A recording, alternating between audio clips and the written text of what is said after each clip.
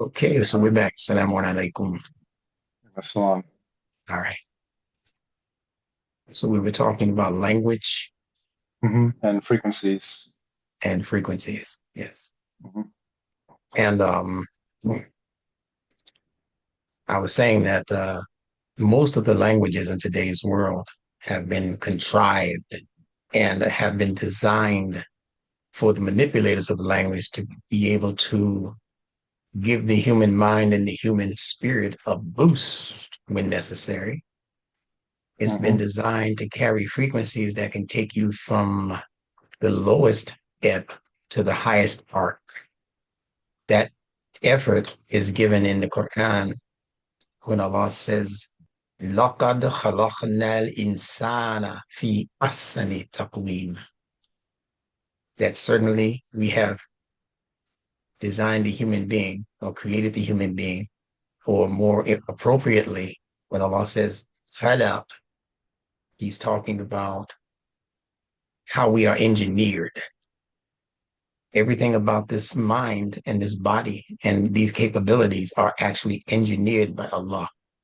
So the word that you used also in science is programmed.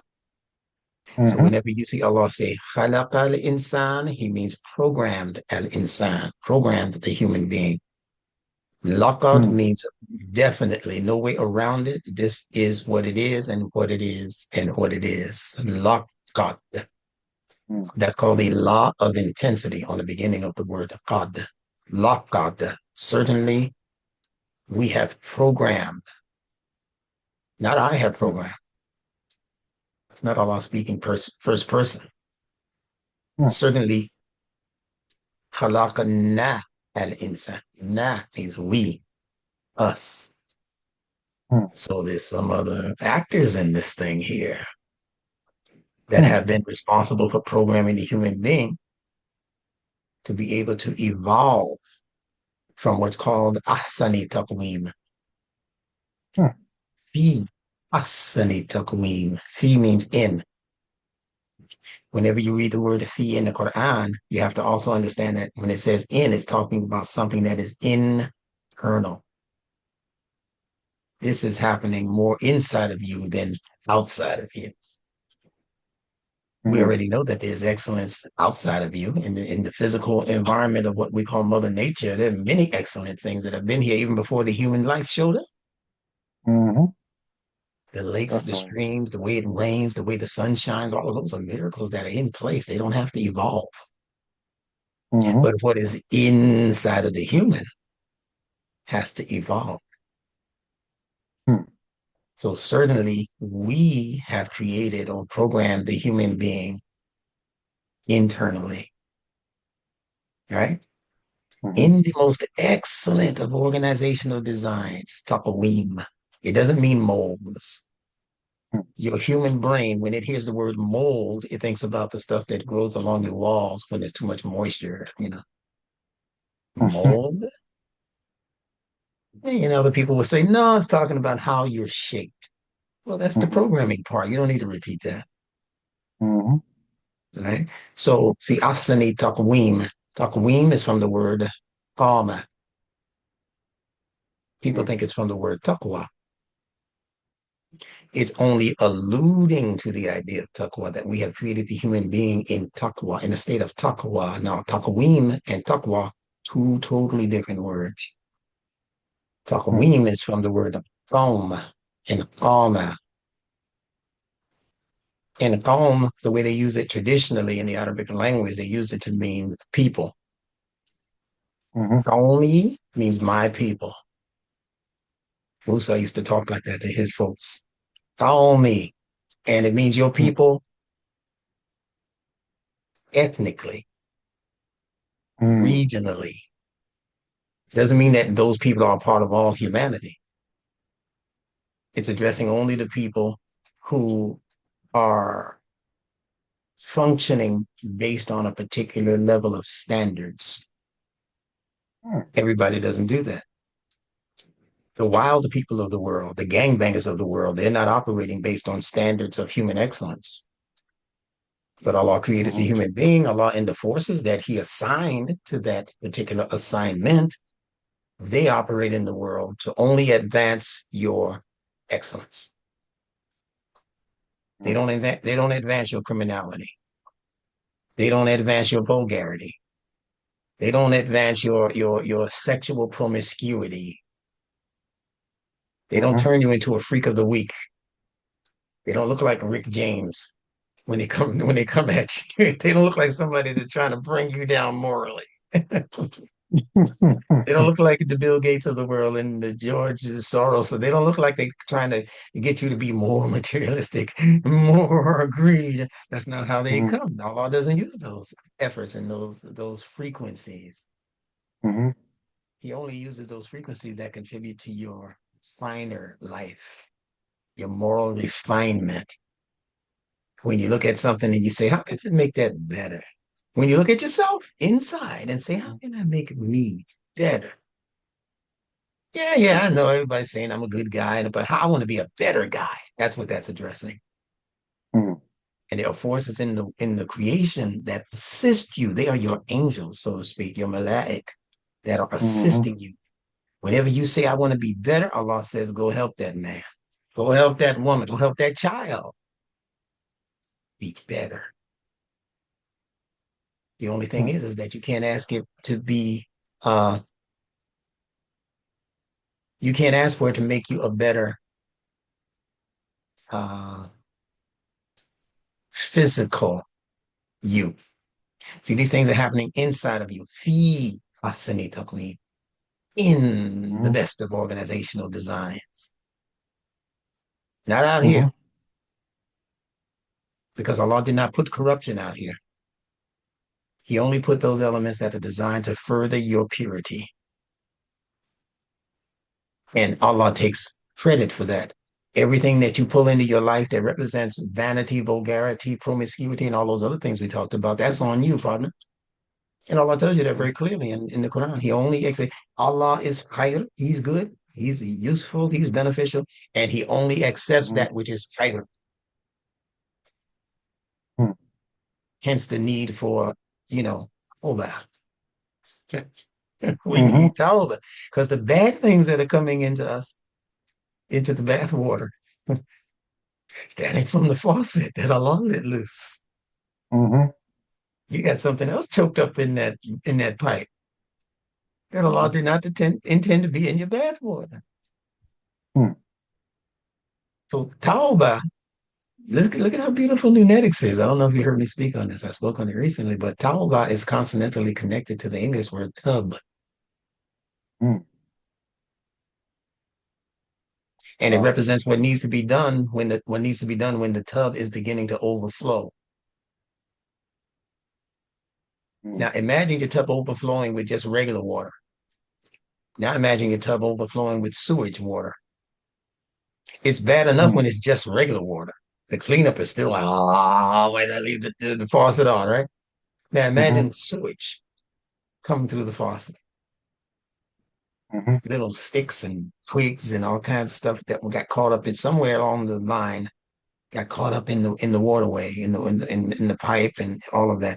And now you got all of this sludge and mud and all kinds of stuff in your bathroom that's running through your living room because you didn't know to turn the faucet off, or you turned it on and forgot it was on and went out and did some shopping or played basketball, and you come back and, whoa, what is this coming from under my door? You needed to turn the faucet off so the tub would not overflow. When the tub begins to overflow, you have to do something about it. We call it turning off the. That's Mm-hmm. tauba. Tauba is turning off the sin, Mm-hmm. turning off the Oh, source. Yes, go right ahead. that reminded me of some, yeah. So I'm not sure if you're familiar with this, but there's this book and this concept by this doctor named, can you still hear me? Yeah, I'm remembering now with the Yeah. laptop. I don't need the headphones on. I can hear you clearly. Okay, yeah. All right, yeah. So there's this book, and I got it for my own healing. It's called The Rain Barrel Effect, and it's by this doctor named Stephen Cabral. Okay. And basically, Stephen the what? concept, Stephen what? Stephen Cabral, Okay. Cabral, Yes, okay. yeah, yeah. And so he has this, basically, the idea is that all these things that we're taking in, whether it be toxins from the food, the environment, water, emotional toxins, all of Yes. that gets added up and accumulated in the body like a rain barrel, like just one drop. And over Yes. time, once it overflows, that's disease. When you get that, All like the right. nervous system can only handle so much. So Yes. when you mentioned the tub imagery, that's what that made me think of. Like we're overflowing our system with a whole bunch of stuff that doesn't serve us. And we're just going about our day like, it's nothing. This is Exactly. we call it normal, you know, but Right. we're not going to the source and just removing it, or even just emptying the tub like altogether. Yes. So Yeah. we're all good, And honestly, like if you want to take the metaphor further, I'd say that emptying the tub altogether, that is al-Islam right there. That is returning back to purity. That is like that's it right there. Like that's like That's how we right. came into the world. So Well, like see, how that's the like purpose. yeah. Once you use the bath water, you pull the plug. Hmm. And the plug is not designed to get rid of half of the dirty water that you just caused. That ain't Hmm. no progress. It's like Malcolm used to No, say, if you stick a knife in me I love this six one. inches and pull it out 3 inches, he said, that's not It's progress. not progress. So it's When the exactly wound what you're saying. heals, that Yeah. is progress. Yeah. Like you It's have to letting, admit that the knife is in the first place. yeah, he said he won't even It's admit one that of my it's there. favorites. It's one of my Oh, favorites. Yeah. wonderful mind. Wonderful mind. So you have to let the total amount of the water be depleted from the tub, and then you have to clean the tub. See, it's not even enough to let all the water out of the tub because now you got ring Hmm. around the tub that you have Hmm. to attend to. You don't want somebody else to come behind you in that same tub that you just left a big ring around. All right, there's no water, there's nothing overflowing, but Hmm. your essence, the essence of that wrong is still there. Hmm. So when you get with your buddies, you don't go back into thinking about the thing that you all did together that was wrong, that was improper, that was indecent. You're Hmm. not being indecent as you're talking about it necessarily, but just the Hmm. fact that you're bringing it up. Hey, remember that time we was with Sally? All right, that's Hmm. not you. You're not doing it right then, but that's your ring around the tub. Why you want to talk about the ring around the tub? Why don't you get together with your boys, get some comments, some Ajax, and some smell good stuff, and clean the tub? What can we do to make up for that? Allah says here, He raises bad deeds with good deeds.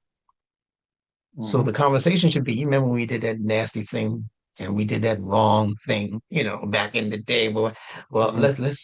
let's consciously plan on doing some good. You feel like feeding Hmm. the homeless today. That's how are we supposed to be? You know how many few Muslims there are on earth today, really? Because we don't do Hmm. what Allah said do when it comes to correcting our wrongs. Hmm. That's a rabbit hole right there. Yeah. So Oh that's tub man. and that's Yes. taub. That's tub, that's tauba. That's the English word tube, which you can only fit but so much water in. Mm. So much gas can come through the tube when you're gassing up. You don't want it to overflow. Hmm. The whole thing is keeping the balance. P and B are interchangeable. Hmm. B&B. Okay. So Hmm. when the water gets to the top of the tub, that's it. That's how we have to be with tauba. When we are conscious of the fact that our wrong deeds are beginning to overflow the life, it's beginning to drown us in sin. Hmm. That's when we have to go and turn off the faucet. This science of Hmm. Nunetics, my friend, I'm so in love with it. It's Hmm. it's it's Good. like a wife now, but it's a wife that my wife is the one that she lets me get away with. I, That's funny. I don't have to worry about having this extra wife called Nunetics. Because she knows That's as long fun. as I'm involved in this, I ain't gonna have time to be looking for no other wife. Got her, and she's already 5 and 1. If I marry somebody else, I'm violating. You understand? So this is just listen. There's a whole new life waiting for you in the study of this Nunetics method. A whole new Hmm. life. So I'm gonna let Definitely. you continue. Yeah. It's funny. Briefly, like while we're on like the consonant topic, I was talking to a friend of mine. Um, Another Dr. Joe friend of mine, he's actually here in Raleigh too. He's actually one of his trainers for his corporate training program. He teaches like businesses like the neuroscience of change within a Yes. community. But anyway, I believe he's from Egypt and comes from a background of al-Islam as well.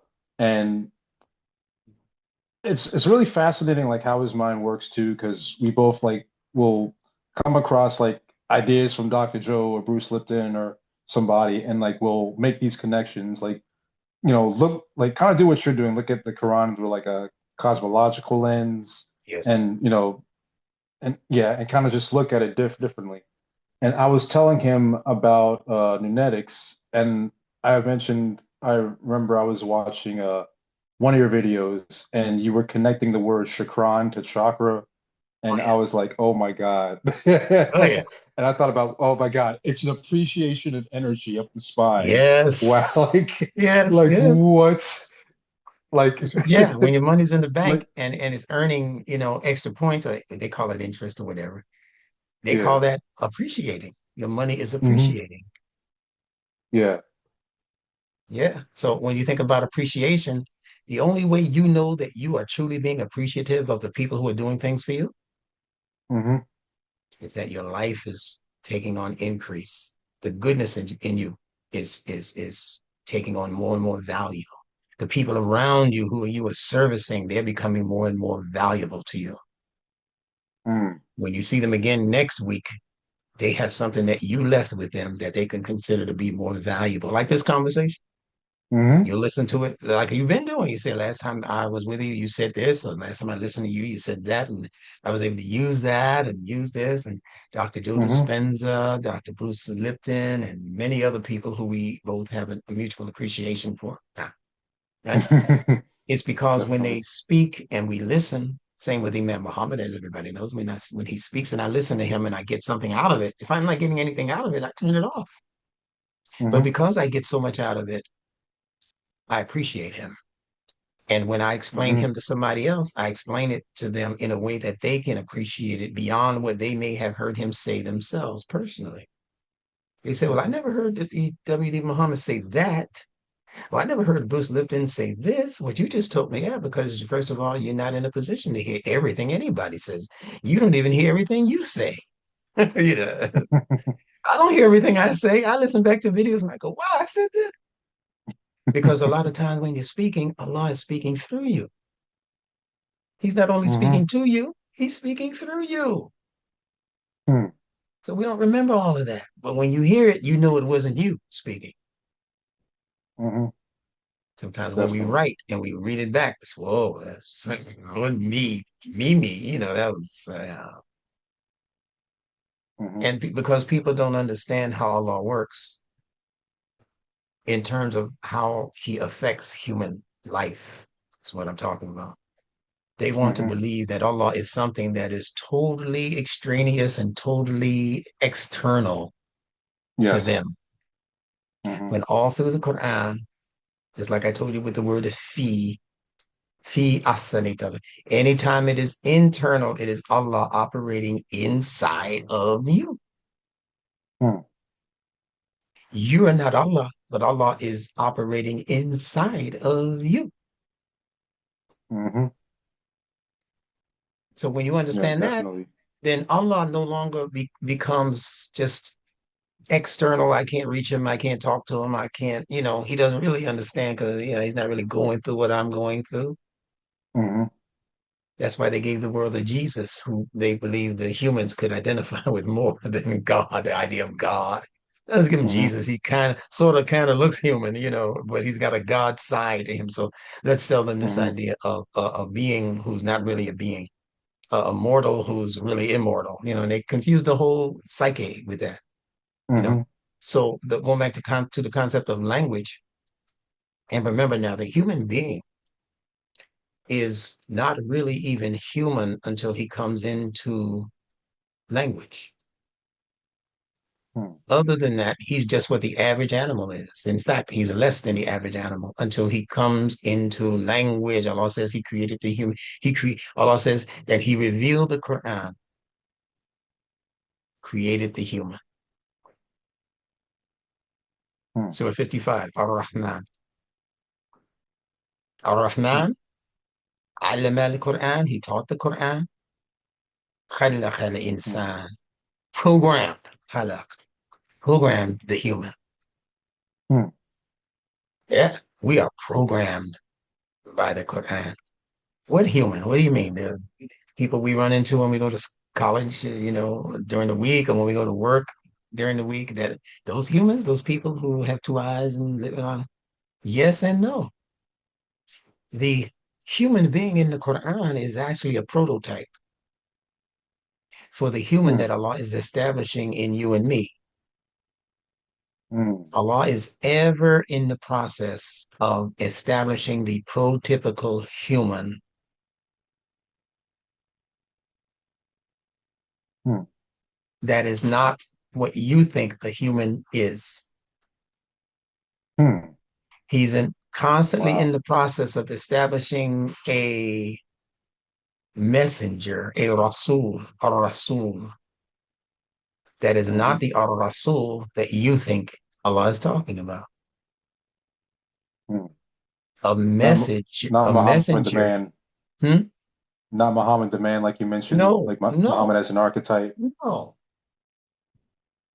no. When did he come and go? You really don't know. Hmm. These scholars, they really don't know. They pretend like they know. They give you these big calculations. Oh, he was born in Mecca, Arabia. He died in Medina, and all in between his life, he did this, and they give you meticulous kinds of things that he did. He one day he shepherded 30 sheep across the desert, and they give you all these minute things, and you say, "Wow, this is some real detail." But then they can't tell you about other things that should have been commonplace details. How many wives did Mhm. he have in his lifetime? Oh. Scholars, I don't really know. Maybe nine, even 12. How many times did he meditate? Yeah, When he received divine revelation, like yeah. important stuff. How many times did he actually receive revelation? Yeah. Weren't you guys there? Didn't you tell us you were there with all through all of these hadiths? They're giving us all these meticulous details about Muhammad's life, but they can't tell you Yeah. about commonplace, common sense things that you should know if you're saying that he did and said these things that he did and said.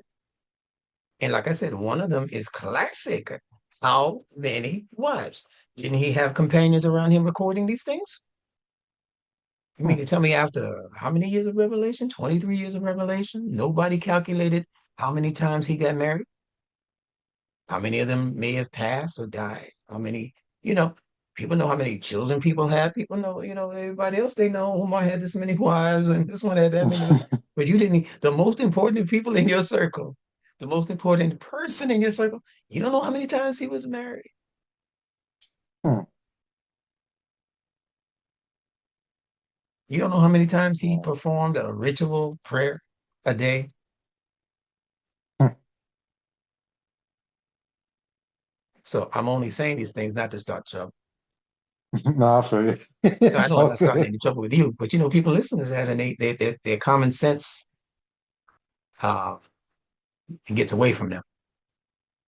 But I Hmm. was saying that all of it is connected to the effective use of language, and that the human being is not truly human until she learns to master and control language. If you don't put yourself in control of language, first of all, if you don't know what language is doing in the brain, how it operates, how we're able to speak. All throughout the Quran, Allah says, Kul, kul, kul, qala, say, he said. Why is it so important for Allah to put kul in the Quran, the word? We know he's speaking, the revelation is coming to him. So how come the whole Hmm. Quran is not prefaced with kul, Qul? Express yourself, Hmm. say this. Everything you're saying in the Hmm. Quran is supposed to be from Allah. So how come the whole book is not full of kul, kul, kul, kul, kul, kul, kul? Hmm.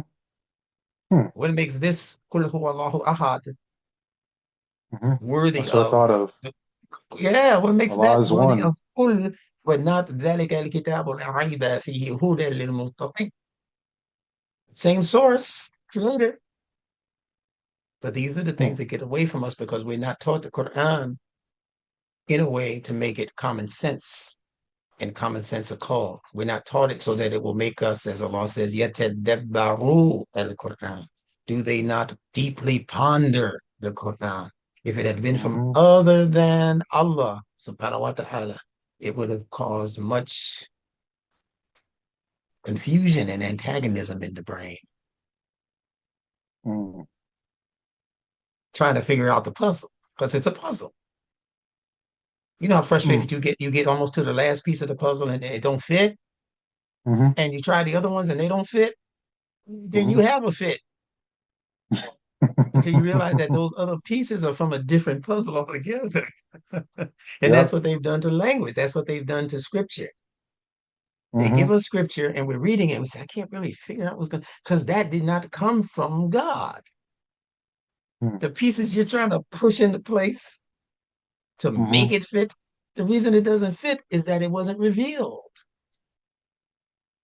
Hmm. You don't have to work that hard with the Quran if you just slow down your roll and concentrate and meditate and cogitate and all these other things that are good for the mind. If you do those things and then sometimes say, well, I just can't get it today. Let me sleep on it and ask Allah to bless me. And sometimes in the middle of the night, two Hmm. in the morning, 5 in the morning, here comes the answer. Practical. And without ambiguity, just the answer. You know that's the answer when it comes to you. Hmm. You know why? Because it's inside of you already. It Hmm. didn't come from out of here. Hmm. It already came from what was in here that wasn't being recognized and registered by you. Hmm. It's not coming to you necessarily, it's coming through you. Hmm. It's a part of a universal energy, a universal vibration, a universal frequency that when you tap Hmm. into it, you cease to be merely a human. In other words, the human part takes a back seat to the cosmic part. The Quran is a Hmm. cosmic revelation that taps you Hmm. into information that only the cosmos can verify. That's why Hmm. some of what you might perceive, you won't understand it or what its uses is or what it's for. Hmm. You won't On even a different understand it. level. Yeah, because you're evolving into it. You have to continue Hmm. to evolve. And in order to continue to evolve, there's one major thing that you have to do. Stop being prejudiced Hmm. for physical, material reasons.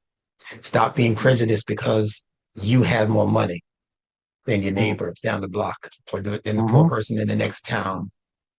Don't stop thinking that you are better than that person because you have more wealth or you have more knowledge or you have more skill or you have Hmm. more children, especially sons. This is how people used to think. But when they think like Hmm. that, they are relegating themselves to a particular level of their human development that doesn't go beyond the ego. Yep. Yep. Have you And heard if of you the can't Hawkins push, scale? I think you have. say it The again. Hawkins scale of consciousness. The Hawkins scale Yeah, of consciousness. I yeah, think it's yeah. Yeah, I've been looking at that so much, and I've been just thinking about the traditional Muslim world, or even just like the religious world in general, where everybody's calibrating at. And there's a lot of like the shame one, and then it has like oh, the view of God next to it. Because yeah, because if you're on the level of shame, I think it's like level like 70, I forget the number, but yeah, you perceive God as despising if you're on the level of yes, shame. So it's like yes. if you can't get rid of that internalized shame, You you're calling it, projecting on a God that is despising. you telling it, no matter what your Like conscious you mind were is saying. trapped in your own mind. Exactly. Exactly. So That's yeah, right. I just thought about that too. Yeah. And I said that to another friend of mine too. And I'm like, I feel like we need to look at this. Like this is because a lot of us are in trouble because Deep. we're internalizing other people's shame or other people's guilt, Yes. whatever it is. And then when we're looking out to God, like, God, why aren't you giving me some? Because you can't see past like your own No. limitation. You got to Mirror, mirror deprogram on that. the wall. That's it.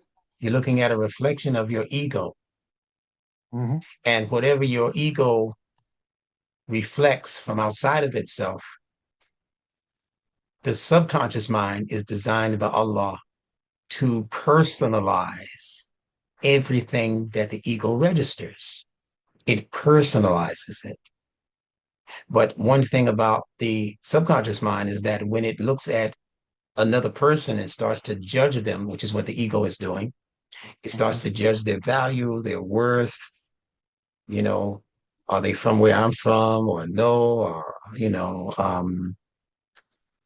the ego reflects that back on the person and causes the person to believe that it's talking about them. What they're saying about the other person, the ego is seeing that as you saying that about you. Hmm. That's a deep phenomenon in psychology now. Very deep. See? You think you're Hmm. talking about me when really you're talking about you. That's why they come up with these sayings. Treat Hmm. others as you yourself would like to be treated. It's all throughout our deen, it's all throughout Christianity, it's throughout Judaism, it's throughout all of these faith-based ideas. Treat Hmm. others as you would like to be treated.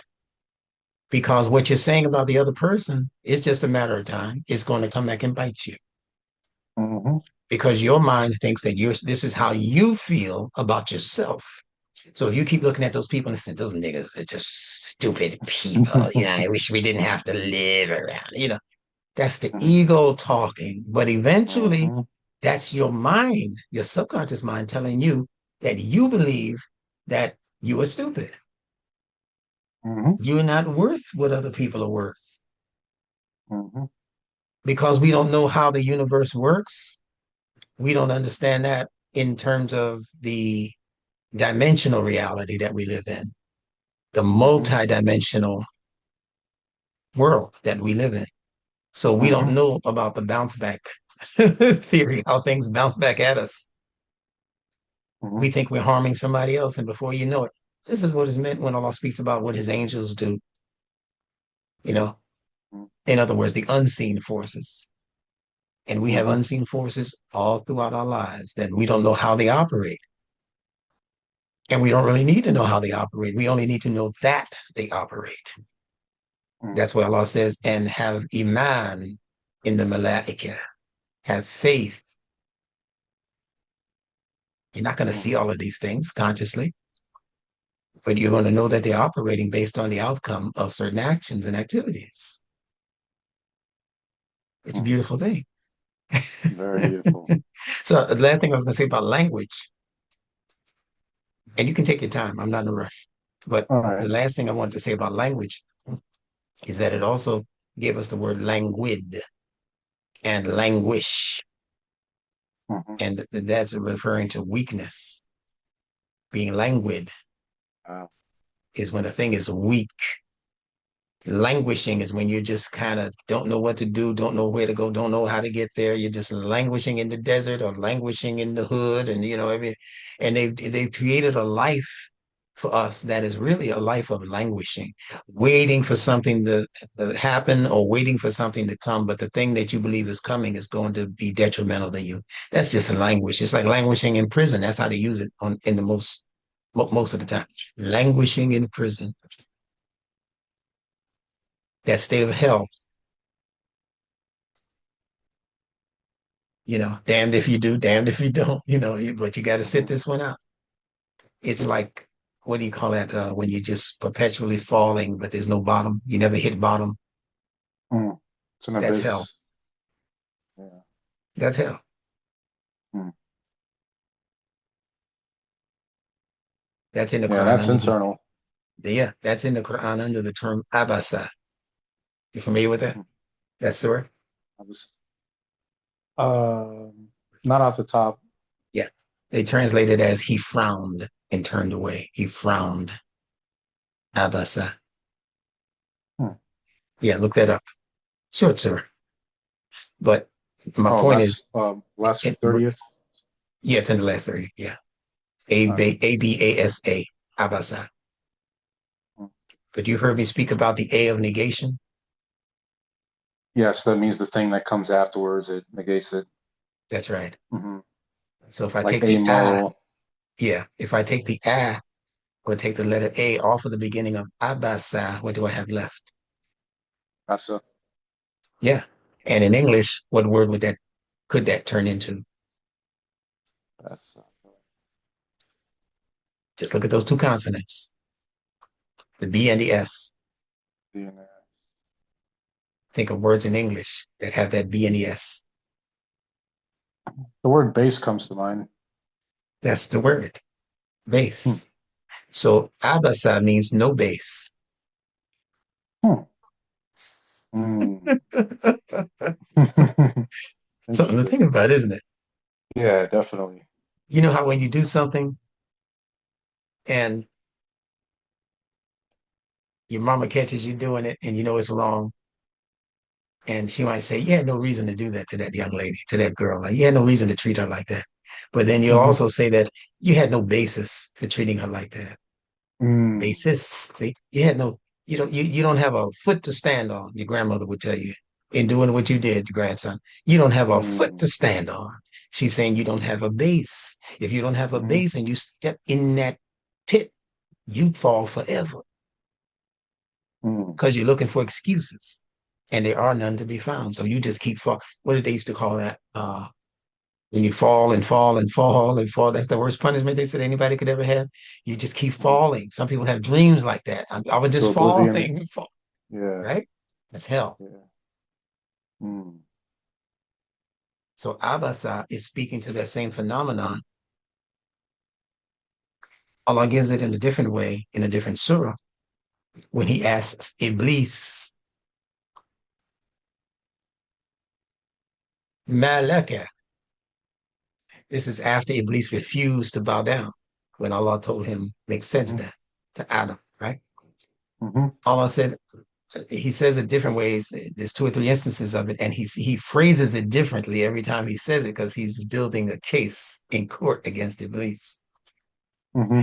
You know how your lawyer, a good lawyer, he Hmm. don't he don't come out the gate proving his point. He knows you're guilty, but sometimes Hmm. he'll just say, where were you on the night of October 20? You know what I'm saying? He comes out kind of smooth, like Columbo used to. I love Columbo. Hmm. Because he's just, and then at the last minute, when you thought he was finished, oh, I'm sorry. One more question. One more No, thing. more. I This is what love Allah's it's doing in the Quran. hilarious. Allah in the Quran. He said, Malak. Ma is one word. Laka is a different word. Hmm. Ma means what? Laka means what's the matter? That you did not bow down when I said bow down. Now, what is Hmm. matter? Is that what you stand upon? Material. Hmm. So he's asking at least five different questions in that one statement consisting of two words. We have it in the English language. What's the matter with you? Hmm. What is matter? That which you stand upon. What is Hmm. matter? Your foundation. Hmm. You created from clay. Now, if you Hmm. don't have any matter to stand on, what he's asking is, what are you standing upon? What Hmm. is your foundation for saying or doing what you just did? That's Hmm. what they ask you in court. Now that we know you committed the crime, why did you do that to that old lady, to that young boy? Hmm. What was going on in your mind? Because they're trying to give you some out. Why did you even do that? Something wrong with you upstairs?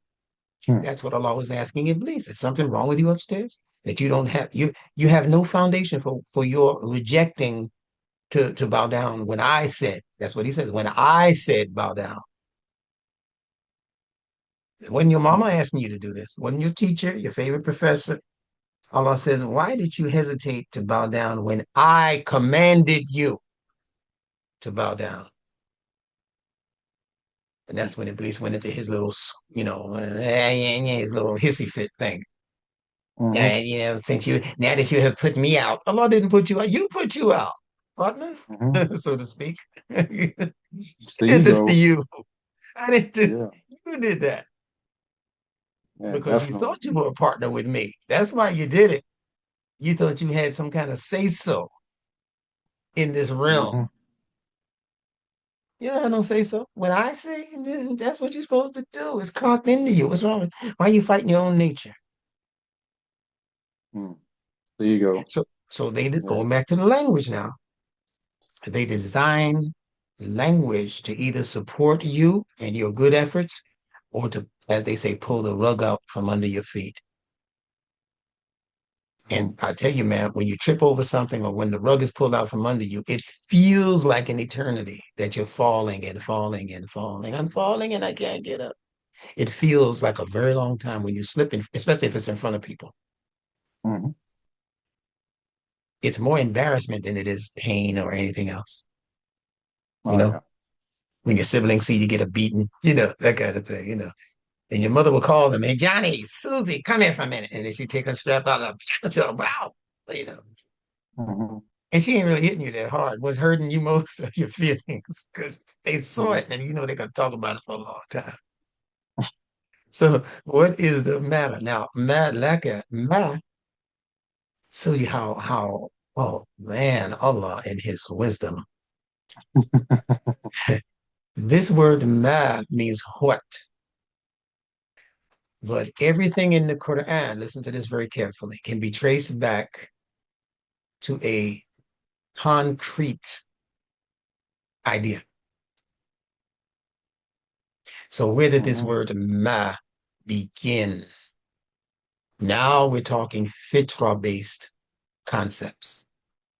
You have to be able to justify it by finding it in the fitra, in Allah's fitra. And the Hmm. only way you can find anything in Allah's fitra is if you're paying attention to the fitra. And whatever you pay attention to expands. Hmm. That's the rule. If Hmm. you're not paying attention to it, it's not going to present itself to you. Hmm.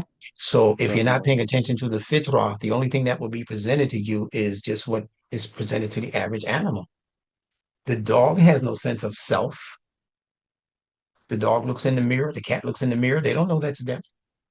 They can't say, oh, my fur is out of place in this mirror. They don't know that. Hmm. They don't know there's eye snot in the corner of their eye when they wake up. They can't look in the mirror and go, oh, why didn't you tell me, master? I didn't fix this before we went out for our walk. The dog doesn't know that. The horse doesn't know that. They're not self-conscious beings. We are. That's one of the things that elevates us above the human. Hmm. Make sense? Oh yeah. Yeah, they're not self-conscious. So when they're not paying attention, that's when the environment gets the best of them. Hmm. And that's when their growth potential is cut off, curtailed. The Quran calls that abitar. Hmm. I'll let you figure out what surah that's from. I know you know. It's the last Uh, word in a very important three ayat, yeah, three ayat surah. I'll give you the surah. Al-Kawthar. Cathar. Yeah. Yeah. The last word is abitar. Innaka. Right? Huwal. How does it go? Uh, إن أعطيناك الكوثر فصل Wasalli لربك وانهر rabbika. إن Inna شانئك shani'aka huwa abtar. هو Yeah. الأبتر. Abtar. Right? Hmm. Yeah. Certainly, those who dislike you, they will be cut off. That's what avatar means. Cut off. It's from the verb batara. Hmm. If you were to take that word, that Arabic word batara, and give it to me in an English word, what word comes to mind? You say Basra? Batara. What word could you see that as being in if it were in the English language? The B, the T, and the B R. B T R. The word better Oh, comes. yeah, good. Yeah. Okay. So better, like butter comes to mind too. Yeah, butter. But there's another Yeah. very important one.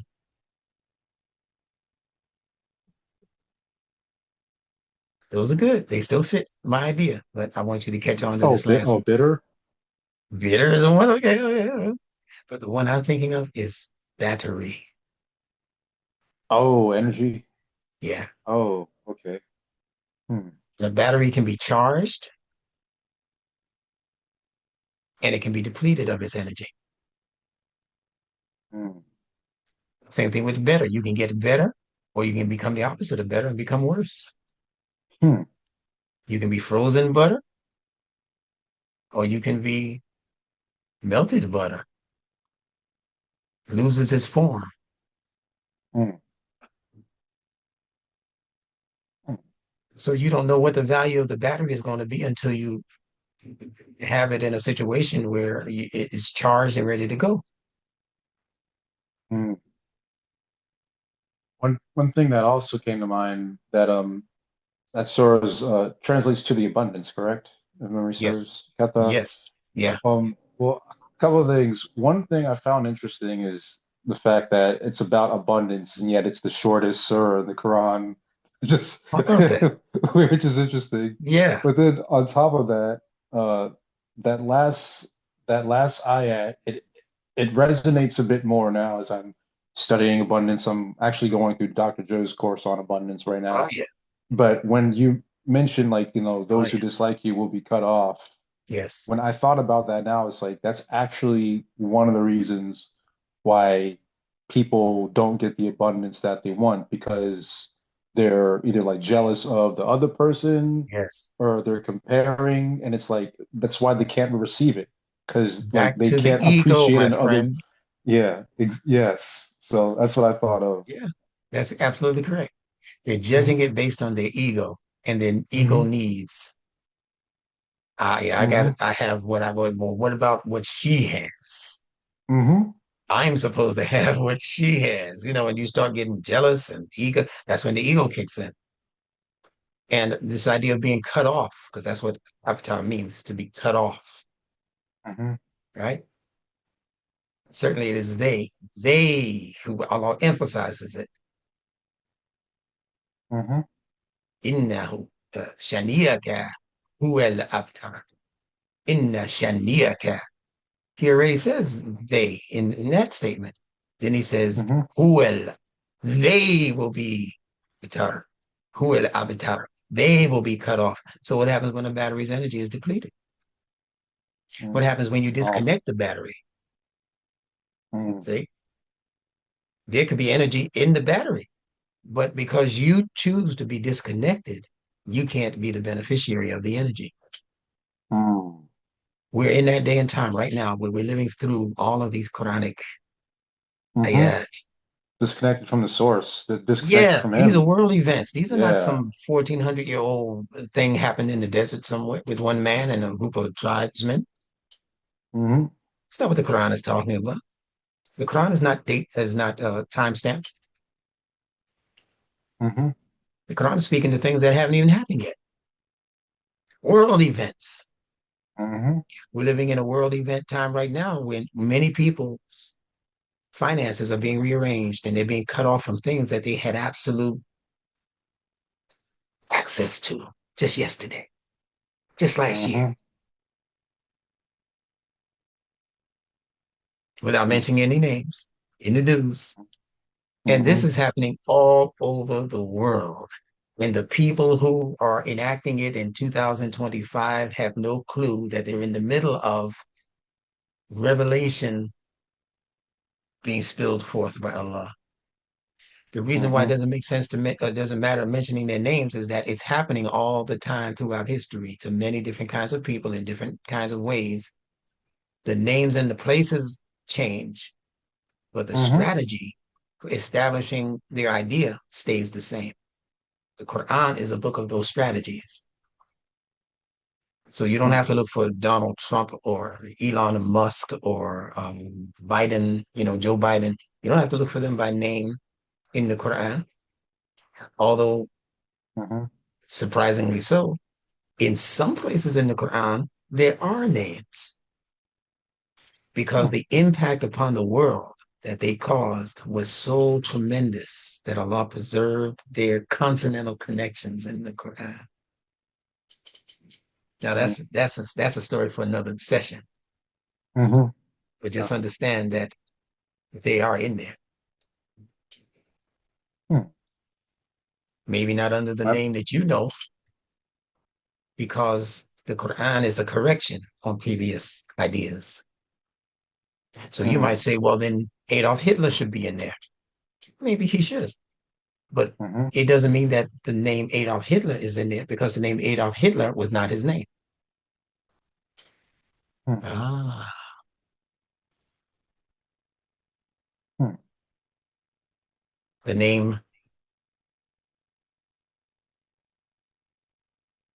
Golda Meir, former prime minister of Israel. hmm It's not in the Quran, but that wasn't her name. If we understood the level of corrections that the Quran is bringing into the world, hmm waiting for the world to mature, to catch up with the wisdom. Same wisdom hmm revealed 1400 years ago, but waiting for the world to evolve to the point where they can appreciate what's being said. So you won't find hmm Golda Meir, but you'll find her prototype in the Quran. You won't find Adolf Hitler, but you'll find Firaun and others whose prototype hmm My is in mind the went Quran. to Lahab. Like Abu yeah, Lahab. yeah. I was actually just looking at that myself too, like doing a I was talking with AI with Lahab too, because I was thinking like, I think I might be missing something here because I kind of would find it interesting that Allah would have one surah dedicated to talking about how horrible like one person is. Yeah, So I think I'm missing something there. I think it's more yeah. of like an archetype thing, Archetype and prototype. yeah, and like when it mentions like him being like the father of flame, or like what does the flame actually mean? Are we talking about like literal flame? Are we talking about his egoic flame, him creating his own suffering within? Like that's the kind of levels I was thinking on. Yeah, Like, what does yeah. that all mean? Those are Like, great so questions. yeah, so Those are great honestly, questions.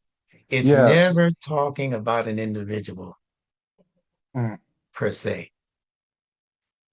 How many individuals have come to this planet and left in the history of mm. the world? How special are you that you get to be mentioned in the Quran, whether you're a good guy or a bad guy? I'm in the Quran. Yeah. Hey, cuz, I'm in me. Father the Father. You see what Allah said? That's me he's talking about. That's Yeah, crazy. yeah. It don't work like that. No, it don't work like that. It's a Mhm, prototype for what is happening inside of the human being's psyche and emotional nature and development. It mm. was not a particular one person uncle. He had another uncle that was despicable, Abu Oh, that Jahl. I didn't know. Yeah, it was Abu Wow. Lahab, but there was also Abu Jahl, father of Hmm. ignorance. Hmm.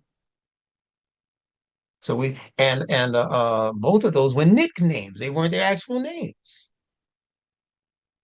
Hmm. And the scholars are still arguing about how Allah could put a person in the Quran and fix his destiny to the point where he can't get out of it. If Allah Hmm. tells you the end game, the fate of that person and his wife, And his wife, yeah. she got stuff all strewn around her neck. She ready for the fire. You see what I'm Hmm saying? And Abu Allah, he's for the fire. Well, what happened to repentance? hmm He don't have no chance for repentance. hmm Well, he was so despicable. I know more people who did more despicable things than what they say he did. hmm What about slavery? What about American style hmm slavery? How about hmm horse-drawn carriages? You mean to tell me this one guy who just cursed at Muhammad and said some other mean things, and spit in front of him when he would walk? That's the worst human beings can do to another human being. His wife is over there throwing stuff on him as he left her. We got people in the hood that do that. They throw piss out the window at people and laugh. Am I right or wrong? They'll kill a cat and throw it on the roof. It's true. Would you like to hear the breakdown that I got from this? It's interesting. Please, come on, this is your Yeah, night, man. yeah. So it says, so the first verse, like it's translated to like perish the hands of Abu Lahab and Yeah. perish he, and it breaks down like the hands equals what you do in this world. Laha equals the flame, an egoic fire and pride, and a metaphysical meaning The actions born from egoic fire will destroy themselves. Self-sabotage through ignorance. And second verse, his wealth and gains will not avail him. His external power won't save him from spiritual disintegration. You can't use material energy to fight spiritual alignment. And then third one, he will burn in a fire of flame. And it says, not a punishment from God. It's a natural result of living in Lahab energy, rage, pride, resistance, separation. And this is what you feel when your ego is raging against your soul's knowing. That's your inner fire, not just outer torment. And the last part, and his wife around her neck is a twisted fiber. She supported his distortion. The rope equals attachment to illusion, and the fiber equals the false narratives people bind themselves with. So I thought that was I think that's fascinating. perfect. Yeah, how I that think how that's that broke spot that on. down. Yeah, I was like, wow. I think that's spot on. Yeah, so I've been kind of playing around with it How many people from would benefit different from that metaphysical ends. in the field of psychology? How many people would benefit from that breakdown you just gave? Hmm. Millions. Yeah. Millions. Yeah. Now this is using, I know there's like a whole like scare about it, but this is, in my opinion, this is how to use AI in a constructive way. Okay, yeah, yeah. It's your angel. It's one of the angels. You're Yeah. supposed to use it. Just understand Hmm. that it doesn't work. Yeah. It doesn't work for you. It's working for Allah on your behalf. Hmm. That's in the Quran. Hmm. Wow. Yeah, there's a word in the Quran for powers and forces that work for human beings, but human beings are not their master. Hmm. Next time we talk, ask me about that word and we'll talk about it. Which word? There's a word in the Quran that represents forces that Allah created to come to your aid and do Mm. things on your behalf, but they are not commanded by you. They're commanded by Allah, Mm. such as the angels, the Malaik. Mm. Allah doesn't want you to Yeah. begin believing that you have the control because you don't. Mm. They do Hmm. things on your behalf, working for Allah, Mm. Man, that's beautiful. isn't it? Hmm. Because these are the ideas in history that got certain human beings believing that they were God. Hmm. And that's number one uh, mistake that will lead you down the road of shirk, Hmm. that they work for me, these forces. Oh, wow. Did you see that? I was just thinking that yesterday. And look, Allah made it happen today. I must be in control. I must be God. No, Hmm. wrong turn on the Hmm. road. Hmm. Yeah, that's the other extreme, going against fighting against the vindictive God, and then on the other end, it's like, oh, but what if we all just are and you know just claim it? So Mhm. I'm seeing that to be another extreme. Like even like deep when you go like really deep down like the New Age rabbit hole, you find some of that. You know, Yes, you find a lot of yeah, that. yeah, but Yeah. which isn't like 100, which isn't like necessarily like bad per se, but it can go to some really dark places if you're not careful, and It's a some step folks aren't along, talking about it. it's a step along the road Hmm. that human beings naturally come into. Hmm. Human beings have always been on the road of trying to figure out what and why and when and where and all of those things, right? Allah put Hmm. us on that road. When you were a baby and a toddler, you thought your mother and father were God. Not Yep. conceptually, not like they're the ones who created the stars. No, the babies aren't thinking Hmm. like that. Toddlers aren't thinking like that. But when something went wrong, you look to your daddy to come straighten it out. Hmm.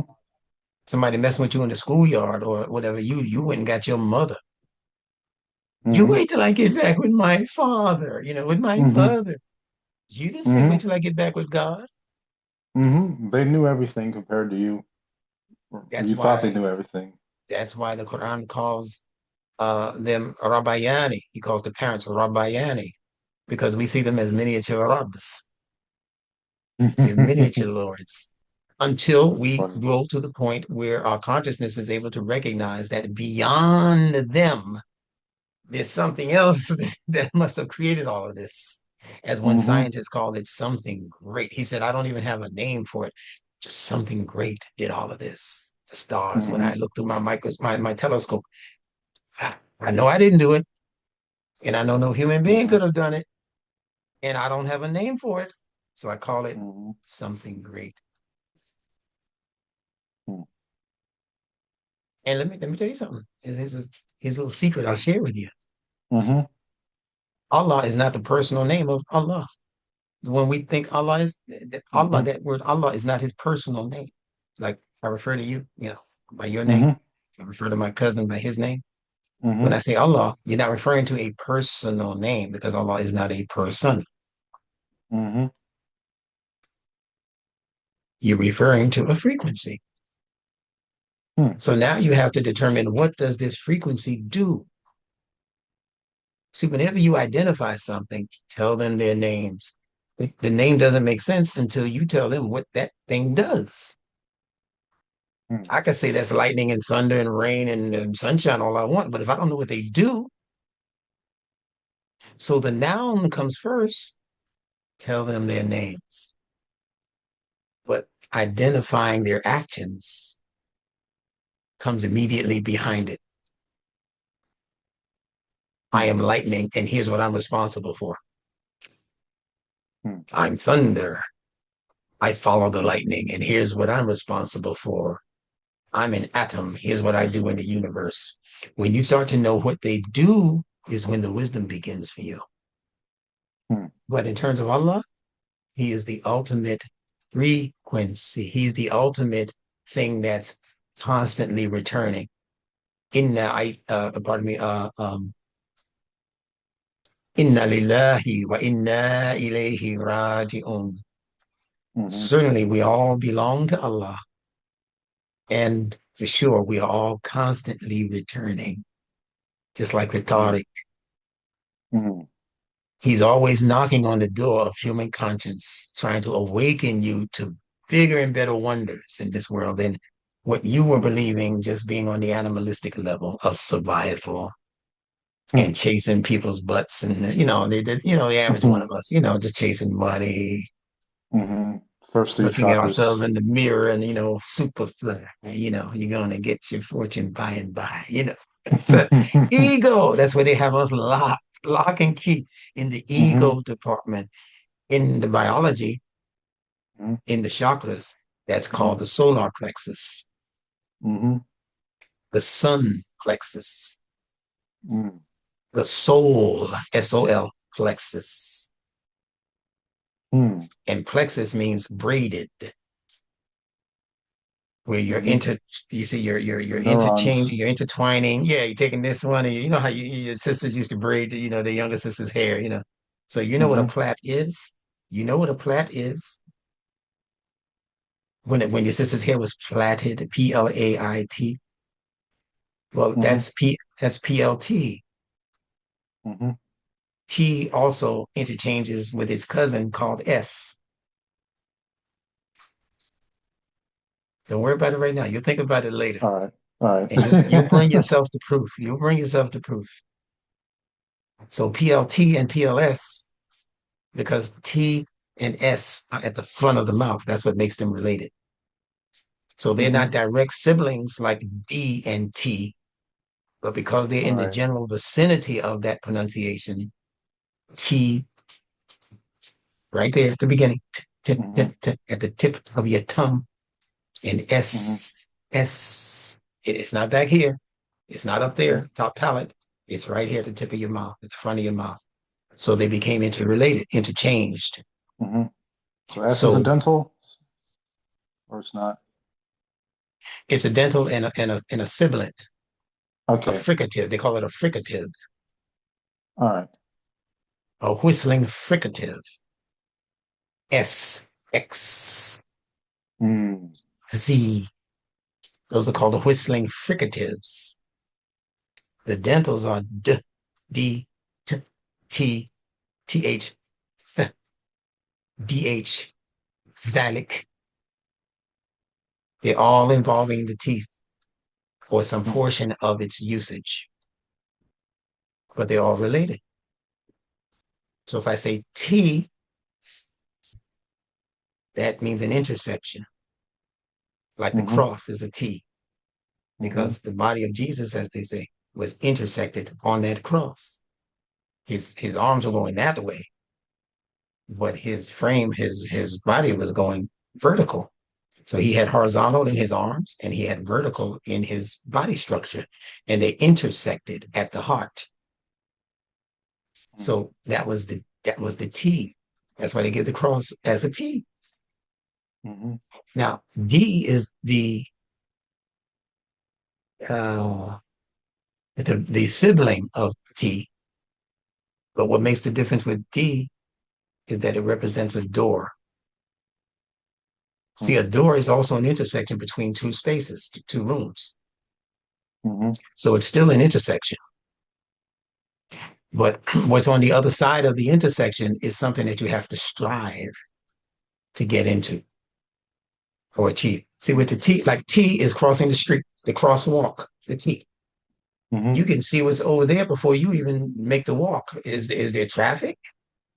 Yeah, you look both ways before you cross the street, they told us, right? But with D, you know there's another space over there, but you don't know what it is until you go through the door. And going through the door takes some effort. So when you feel what your mouth is doing, when you say T, you can hear how simple that is. T, t, t. Babies make that sound. Ta, ta, ta, ta. Right? But when you pronounce the letter D, you're going to see that it takes a little more effort. You have to actually push off of the back of your two front top teeth. So this T, simple. Then there's D, there's resistance. Just like there's resistance when you go to open the door. And there's also a surprise if you've never been in that space before. You remember, let's make a deal. Door number 1, door number 2, you don't know what's back there. Did I win? Until they open the door. You see the capital letter D in your head? It's a half moon. One half is lit. You know what's there. You're looking at it. It's like cheese, right? But the other half is in the dark. Oh yeah. It also, when I think about it, it also looks like a bow. When there's resistance when you pull back. Yeah, that's another thing I thought that's right. The crossbow. Yeah. These are the signs that Allah left in the universe for us to ponder. So what I was saying was that human beings are not guilty because they say something else is God, and because the pagan ideas of God. No, the pagan ideas of God was actually the human being's conscious mind attempting to understand his and her surroundings. And they did what children do. They apply human characteristics to the things that are around them until they grow into better understanding. And that's the whole purpose of human life evolving on this earth, to grow into a better and more appreciable level of understanding. But along the way, there are some slick, shrewd minds that have been around much longer than those people, those early pagans, and there are minds that have been around long enough to figure out the scheme of this creation and how it works. And they decided a long time ago to take the scheme of God and turn it against itself.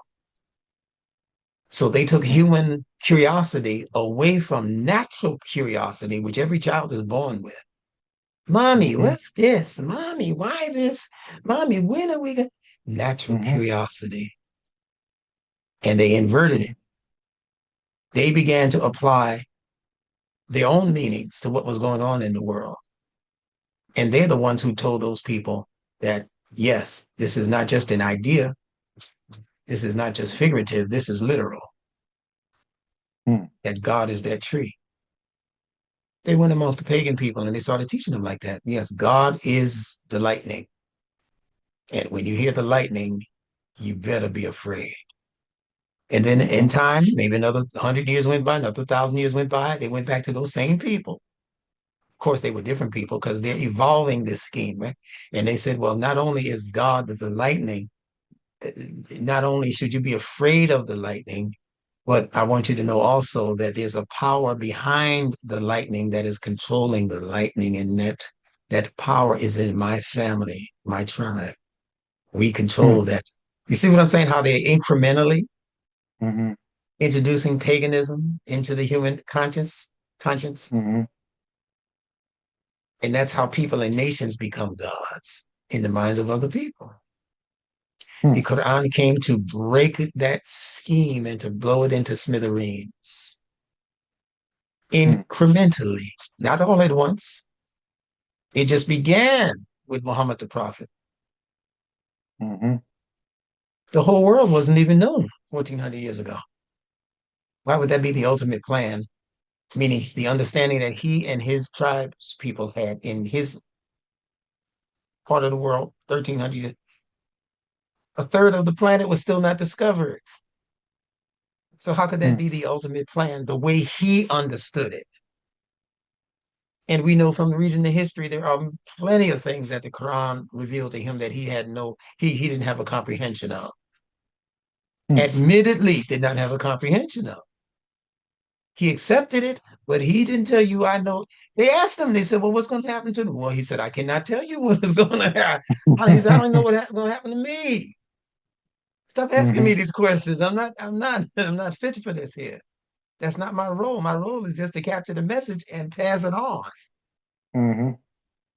Do as much of it that I can do in this primitive desert, environment with you, cuckoo for cocoa head people. You people ask me all kinds of crazy cuckoo for cocoa puffs kinds of questions. You people hate your women.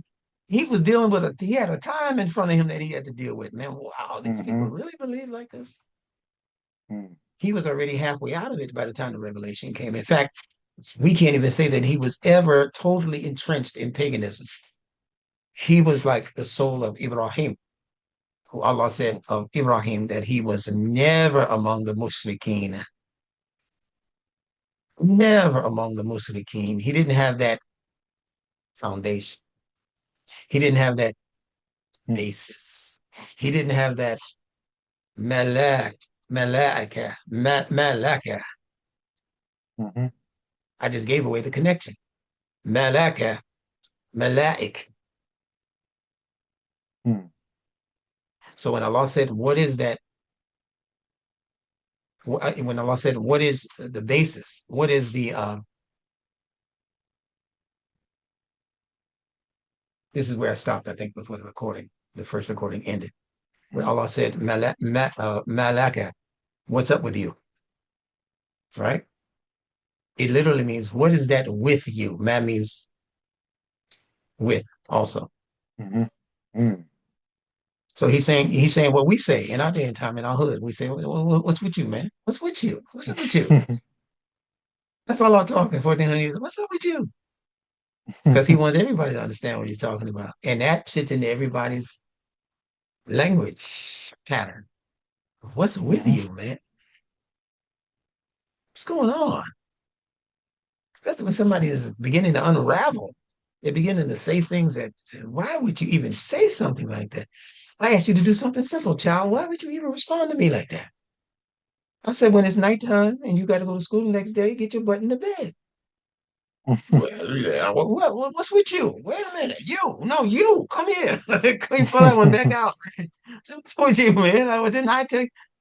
Why would you resist what I'm telling you to do when I told you when the lights go out, it's time for bed? So now listen to this.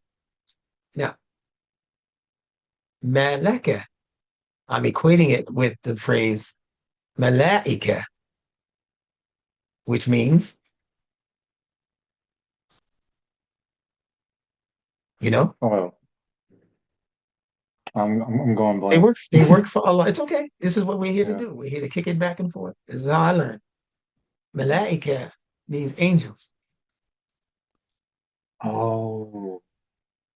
See, there are a lot. The reason I do this my friend, is because there are many words that we use from the Quran that we were taught to pronounce incorrectly. And because they're incorrect, you don't understand how they're connected to another word that sounds like it because you really didn't know that it sounded like that until somebody gave you the correct pronunciation. Lots of words in the Mm, Quran like that. mm, So Allah is not only teaching you based on the actual words, He's teaching you based on the frequencies of the sounds. So when you read mm, Malak, and He's teaching this to people who were in the desert, people who were out of the loop of civilized people who were educated. These weren't the educated Yahud, the Jews. These weren't the educated Nasara, the Christians. These weren't the educated people who were around the Pope and around the rabbis and all of the learning. These weren't those people. These were just herdsmen, mm, sheep herders. So what they were used to doing was listening very carefully to what was being said. So as they're hearing the revelation from the prophet, and in one instance they hear Malaka. Oh, they're memorizing it. Then in another mm, instance, they're hearing Malaika. mm, Did he just say what's mm, with you? No, no, no. He's talking about the angels. mm, So look at what Allah just did. And the Quran says in Allah, it is Allah who is teaching all of you. So look at what he just did. He's helping your human brain phonetically connect the sound of malaka, and malaika. And when you understand that the angels are those beings that do not resist Allah, they do not even question Allah. mm, Now you understand why the question is being asked. Malaka, what's up with you? Don't you know you're supposed to be among those beings that don't resist when I say do something? mm. Just like your mom and your daddy used to teach you. You don't say no to me. When I give you a commandment, I said clean your room. There's no negotiating here. Malaka, Malaka, what's up with you? mm. So that's one connection. The other connection is in the consonantal connections, and that is Malaka. Now, Ma has several meanings I was going to explain earlier. Ma Mhm, means what, WHAT, but I began by telling you that every word in the Quran was first connected to something concrete. mhm, All of the people in the Middle East, the elder minds, the ancient Hebrews, ancient Babylon, all those people in that part of the world, the so-called Middle East and all of that, in their mhm, history of language development, they had primitive beliefs in that everything that they started out with as a concept, they had to see it and understand it first, operating in the material world, in the world of mm, concrete things and objects. That's the first point. mhm, Once they understood it in that regard, then they began to think more directly on it and more frequently on it. The more frequency you give it, the more attention you give it, the bigger it's going to grow and expand. Concept. mm. So math, the first concept for math was not what, because that's not in the material world. What is conceptual? It's not something It you is. put your hands on, right? So Mhm. that's not the first meaning for these Quranic words. See how beautiful it is. See what Allah gave us. You're not going to Funny. find this among the scholars who know Arabic like they know the back of their hands, but they can't tell you what Mhm. I'm telling you. They might not even believe what I'm telling you. They'll say it doesn't exist because they didn't invent it or they didn't discover it. That's the ego talking again. Yep, read my mind. All right. It's a lot of ego among the scholars. I'm You like, understand? you know what university I went to and learned all Yeah. this? You know how I'm many thinking like, degrees I have? yeah, exactly. You know And who my father is? yeah, exactly. And Yeah. I think I literally was just talking with Brother William about this too when um I was hearing about like how Imam Muhammad was such like a problem for them because he didn't come from any of those backgrounds, and Yes. I guess he had such like a huge like movement, and people were like resonating with what he was saying and Yeah. having him think like deeply. Like like literally like doing what the Quran invites us to do, which is ponder. That's right. And yeah, and so I just found it fascinating because he really was a student of that Arabic and really Yes. went deep. But yeah, And you, I you just saw find out that, that man. simultaneously he was a student of nature. He would reference Mm, practically everything he said of importance. He would reference it with nature, even the angels. He said the angels are the forces in nature, the lightning, the mm, thunder, the amoeba, all of these things that we can see, some things we can see. But when man first came into it, he was perplexed and he was frightened. It was on the level of fearing those things like lightning and thunder and that kind of thing, thunderstorms and hurricanes and these things. He thought they were actual beings because the human being's mind mm, is first on the level of concrete. His mm, mind has to register things concretely first, just like the child does. mm. You can't tell your child that that popsicle stick is not a soldier and the other popsicle stick is not another soldier, and that they're fighting each other in their minds, in their Mm-hmm, imagination. Imagine everybody begins mm-hmm, as jinn. mm-hmm, You couldn't tell them that that's not the Romans and the Germans or who are fighting each other, mm-hmm, and all that. They put their little cape around their neck and jump off the bed. They're Superman now. You can't tell them that for that instance. They are not a mm-hmm, superhero mm-hmm, because everything begins with imagination. mm-hmm. The room you're sitting in, the microphone I'm speaking through, the chair I'm sitting on, all of it began as imagination. Somebody had to imagine Mm-hmm. it first. Start in the mind. Mm-hmm, Huh? Man means mm-hmm. what? Mind. Mind. Mm-hmm, Okay. So mm-hmm, so this is the point where we are in the history of human consciousness. This creation is supporting the advancement of human consciousness from being materially based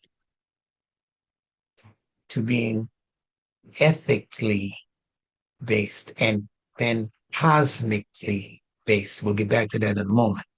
mm-hmm, The idea of malaka, what's with you. mm-hmm. That means there's you, and then there is something that is with you that is not you. Mm. Doesn't Wow. matter how much you like her, love her. She's just with you, but she's not you. I Mm-hmm, wasn't talking to her. I was mm-hmm, talking. I didn't leave the commandment with her. I mm-hmm, left it with you. I left the responsibility with you. So what's with you? What is that you carrying along with you? mm-hmm, Just three sounds. Ma, laka. So the ma did not begin as with, because again, that's conceptual. With. What does that mean? mm-hmm, With. That could be somebody physically with you, but mm-hmm. the ma originally in creation was water. Mm. Oh, meme. Yeah, it's Mm-hmm. called ma. Yeah. That's the only difference. It's got a little hamza in it. Ma. That's water. Mm-hmm. As the human being's mind began to mature, as he and she studied water, its properties, its usages, its behavior. That's what science is. It's studying the behavior of physical Mm-hmm. things and how they operate.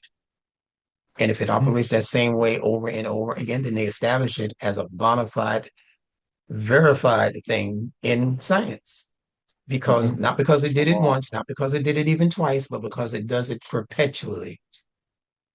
Mm-hmm. They say, okay, I know what that is. So ma, water, as they studied it, they noticed that it did the same thing as what my moral mind is doing. So water was first established as a physical thing with physical cleaning properties built into it. If I had dirt, smudge, mud, whatever, and I run them through the water or whatever, then it removes the dirt. It removes everything except what I am naturally. It won't remove my skin. Mm-hmm. It won't remove my color. It won't remove my nails. But anything that's considered to be other than that, dirt-wise, that came from Hmm. somewhere or somebody else, it'll remove it. So ancient people looked at that, studied that, and they began to equate moral thinking, the thinking that says this is good, this is bad. We got to get rid of that. That doesn't come with that doesn't dignify me. I'm going to get this is right, and right is right, and wrong is wrong. I don't want to be on the wrong side. I'm going to keep the Hmm. right. That's morals at play. So water Hmm. then became symbolic of moral ideas, moral thinking. Hmm. So you have water on this side, you have moral thinking on this side. And you know, the MR in moral means water. Anytime you see MR in a word, it means water or fluid. Hmm. Hmm. There were some so-called Africans who called themselves Moors Hmm. because they were moral thinkers. The I Greeks didn't hear named them about that. that. They didn't name themselves that. The Greeks named them that. When you hear the word marine, wherever you see the MR, it has to do with water. Maritime, Hmm. seafarers, maritime, they established their own law, maritime law. We still follow it today in all of the courts of the United States. They don't follow regular legal jurisprudence. They follow maritime law, the law of the sea. There's the law of the land, and then there's the law Hmm. of the sea. Those who have Hmm. insight. Hmm. My mind went to the word mare too. Say it again. M Mare, Mare. Yeah, mayor. Yeah, Yeah. Hmm. yeah. Tell me what came to mind. Um, that's a female horse, right? Or am I? Yes. Yeah. Yeah. All right. Okay. Couldn't Hmm. remember. Yeah. As far as like where water would be considered, I mean, you said it also could be like emotionality, right? Water and Yep. emotionality, or all There right. you go. So I thought about the feminine and emotionality, and Yeah. that's Yeah. hmm, And a mare is a very fast young horse. When it hmm, runs, you'll even see its mane flowing, just flowing like water, flowing in the wind. The mare. hmm, It's the mare that they named marriage after. When you marry, hmm, they named it after the mare, the female horse. That's why she's the one hmm, who's called bride, because the female horse is the one that you put the bridle on, the bridle, hmm, right? And then they hmm, call the thing they put in its mouth the bit. And then they put hmm. blinders on it. These are all of the things that they've done to the feminine principle, Wow. not just to the mare horse. Hmm, They've done this to marriage.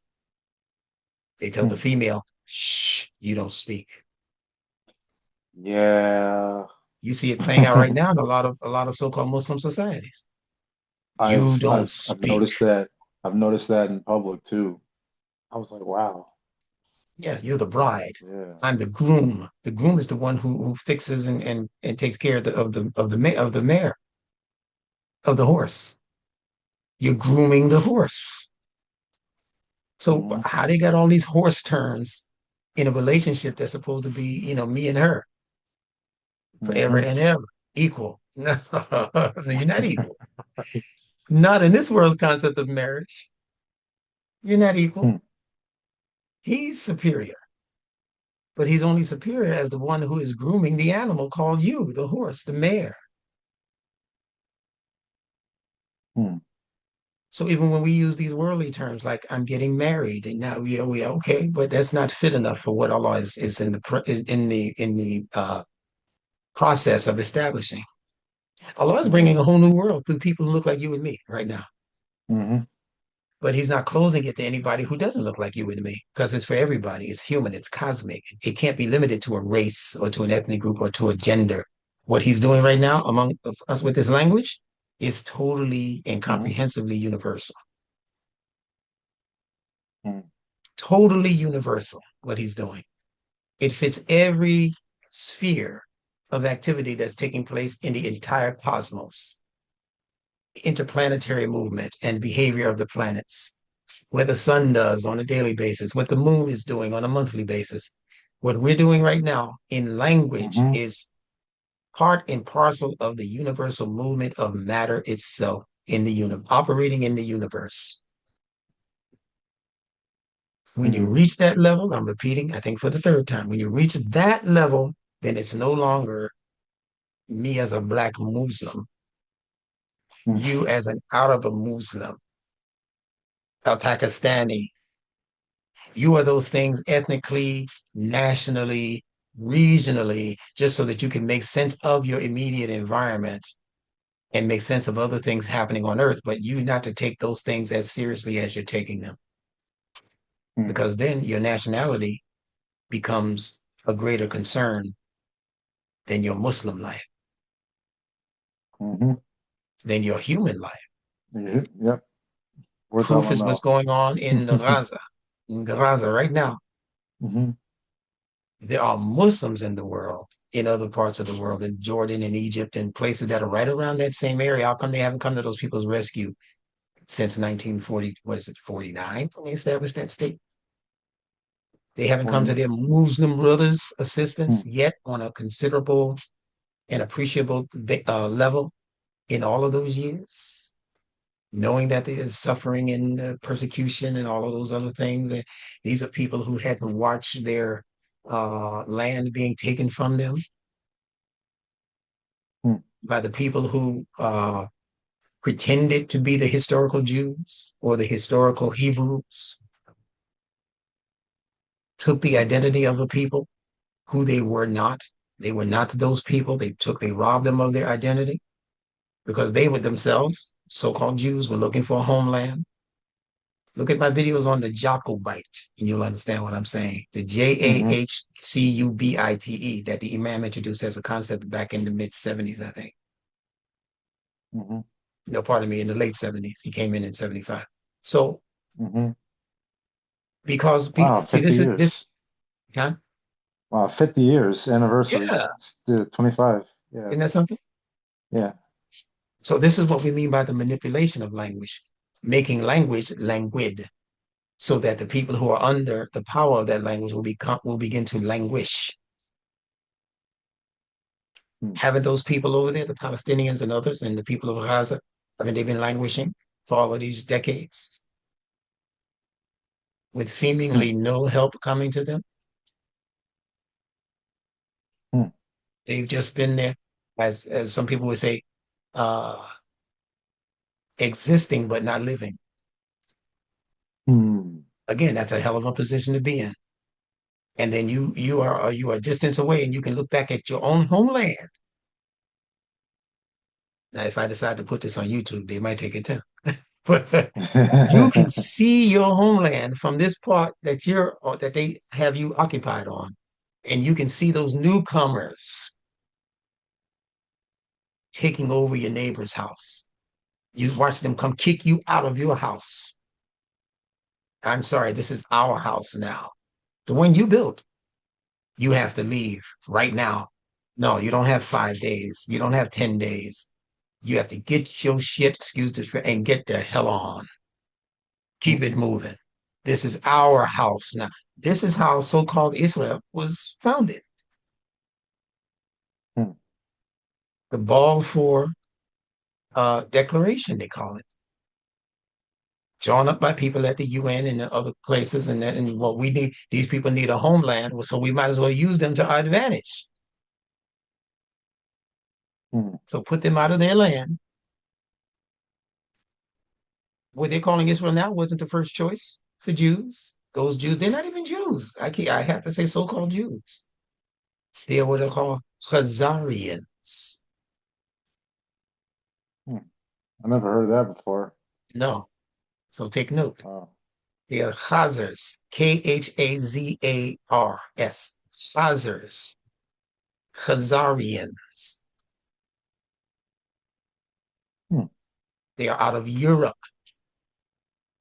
not Jerusalem. Mm. I mean, that's a whole nother conversation. I don't want to burden you with that right now. It's But okay. but just understand that the biblical Jew is not the Jew that they've been teaching us about in these colleges and universities. Another way of Mm. knowing is that when you check out what the original names of the people in charge as prime ministers and things over so-called Israel, check out the original names, you're going to see that they're not Hebrew names. They're not Middle Eastern names because they're not those people. Mm. I'm going to be doing a deep dive into that subject in another couple of weeks. But those people are not those people. They are fraudulent. They are fakers. You see, when Allah, I'm just making connections if you don't mind. Yeah, go for it. When Allah said to Musa's people, think about who he's talking to now. Hmm. We're talking about those who assume the identity of others. And Allah put this in a surah called the Baqarah. And Hmm. Allah instructed those people who said that they were followers of Musa. He said, I need you to slay the heifer, the Baqarah. Slay the heifer. And they were just so resistant to doing that. They started asking Musa so many stupid questions. You can tell that they were conspirators by the questions they were asking. Say, well, what color is she? Yeah, that kind of thing. Uh, how old is she? Uh, all of these heifers look alike to us. Which one is she? And Musa said, the one that was not tilled, that was not trained to till the soil or water the field. Now do what you were told. See, they got it then because they understood then he was on to their language. Mm. They weren't sure with the first question. What color is she? And he said in the Quran, the word is saffron. In English, we just say saffron, brownish, red, goldish, right around there. Hmm. That wasn't enough for them. They said, well, maybe he's not really speaking. Maybe God is not really communicating with him. He might have learned that in school. Yeah, that's what they're thinking to themselves. That's what they discuss when he's out of there. These three questions that they asked him, it wasn't back to back. Allah just divided them up like that to make it sound like it was one conversation. No, this is a thread. We call it a thread today on YouTube. Hmm. A thread. Didn't mean you recorded all of that in the same day in the same session. It means it's meant to be understood back to back. So you got to compare what he's saying now with what he told you last week. Hmm. Mm. Okay. So what color is she? That's talking about the institution of racism and how it began in the world. Mm. What Mm. in the world deal does a person's color or a heifer's color have to do with anything that I'm asking you to do? I said, kill it, slay the heifer. What color is she? Goes way beyond that. I'm just giving you the basics. Mm. Uh, what is she? I mean, all heifers look alike to us. That's what they say about the common people. Mm.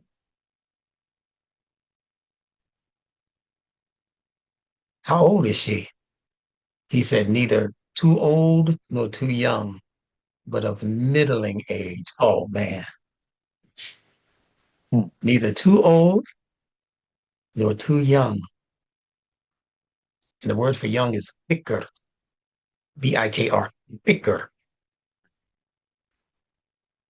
Mm. which is consonantally connected to bakara. And bikr means young. Bikr means a virgin. Bikr means it just got here. Mm. What does that say for so-called Israel? Mm. You haven't been here all of the time that you're claiming you have. You just got here. Mm. You're a virgin. You haven't even been plowed yet.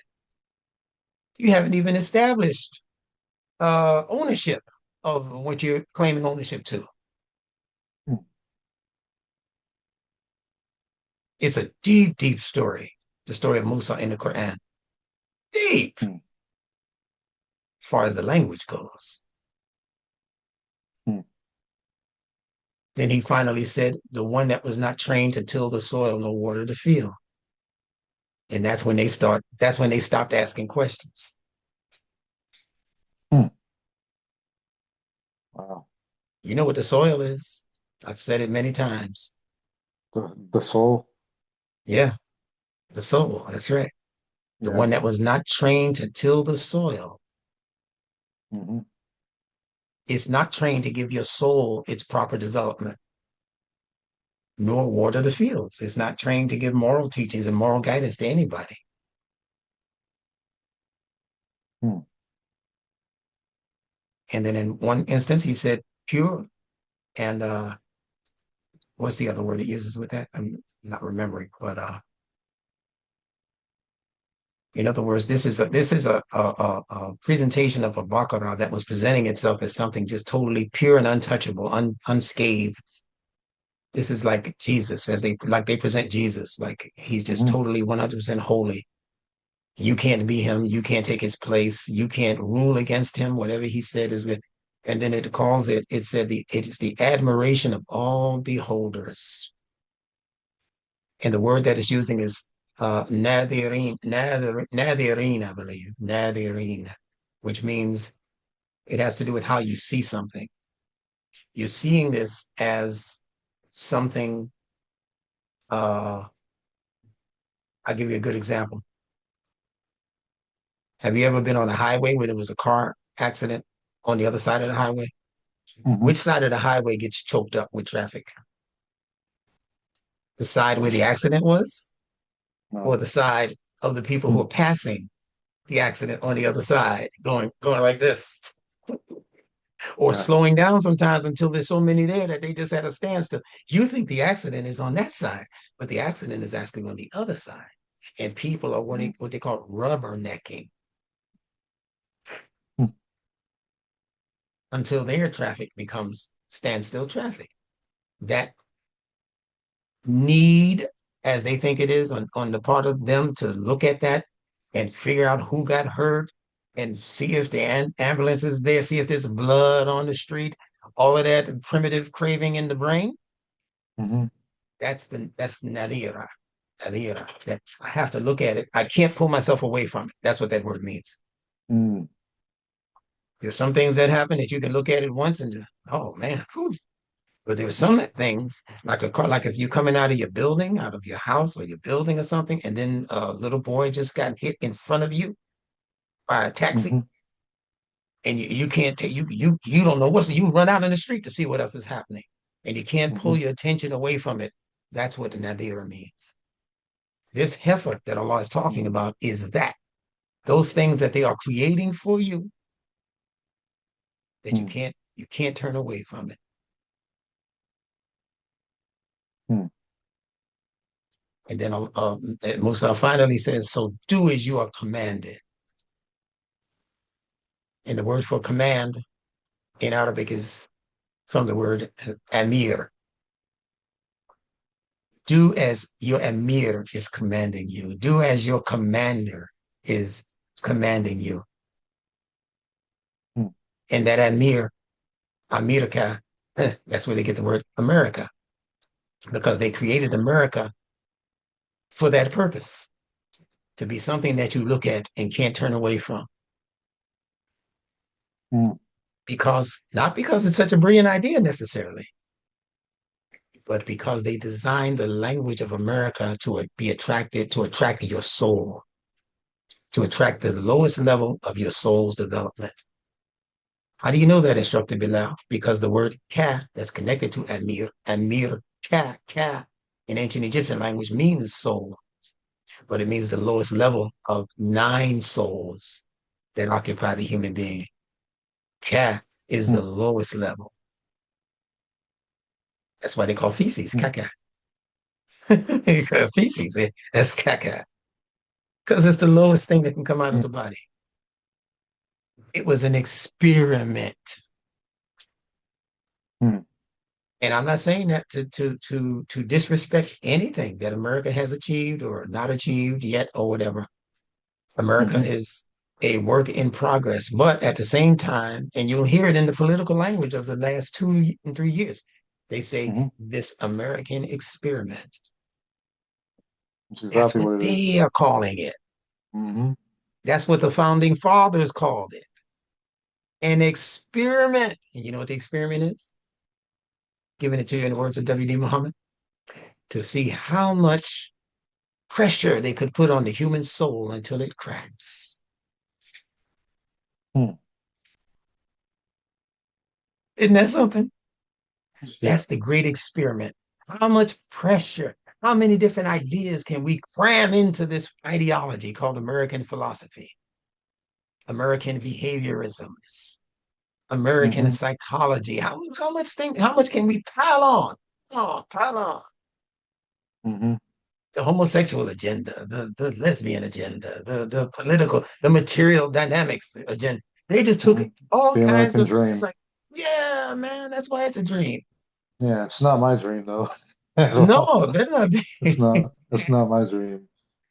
You understand? But how much can we compile and pile up, right? Piling up of the wealth that the Quran talks about. We just pile it all into one place and let them deal with it. Let's see how they come out of that. Isn't that something? That's It wicked. is. Racism. Oh, let's take even racism. Let's put that on the pile. See how they deal with that. Legislate laws that favor racism. See how they deal with that. 20 years later, legislate something opposed to that, civil rights, and pile that on top of, don't do nothing with the racism. Just let the civil rights pile up on top of the racism and then see how they deal with that.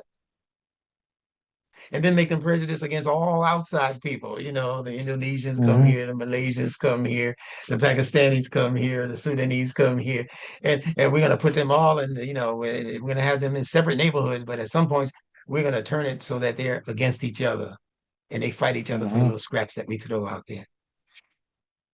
See how they deal Hmm. with that. It's the American experiment, Hmm. and the people who have been who have been experimented upon more than any other people in America is the so-called black folks, and I tell you why and how you can prove it. Because if you ask 5 different people about us, you have to give them 5 different names for us. Why are we the only people walking around on Earth now who are called by 5 and 6 different names? If you go to one group of people, they're going to call us black people. Hmm. You go to people 20 years before that, they're going to call us Negroes. Hmm. You go to people 20 years before that, they're going to call us colored people. Hmm. You go to people that came a couple of decades after that, they're going to call us people of color. Yeah, I never understood that. You just flipped it and put it up. You go to some other people, they're going to call you African American. Go to other Hmm. people, they're going to say you don't need the American part. Leave that off. Just we're all Africans.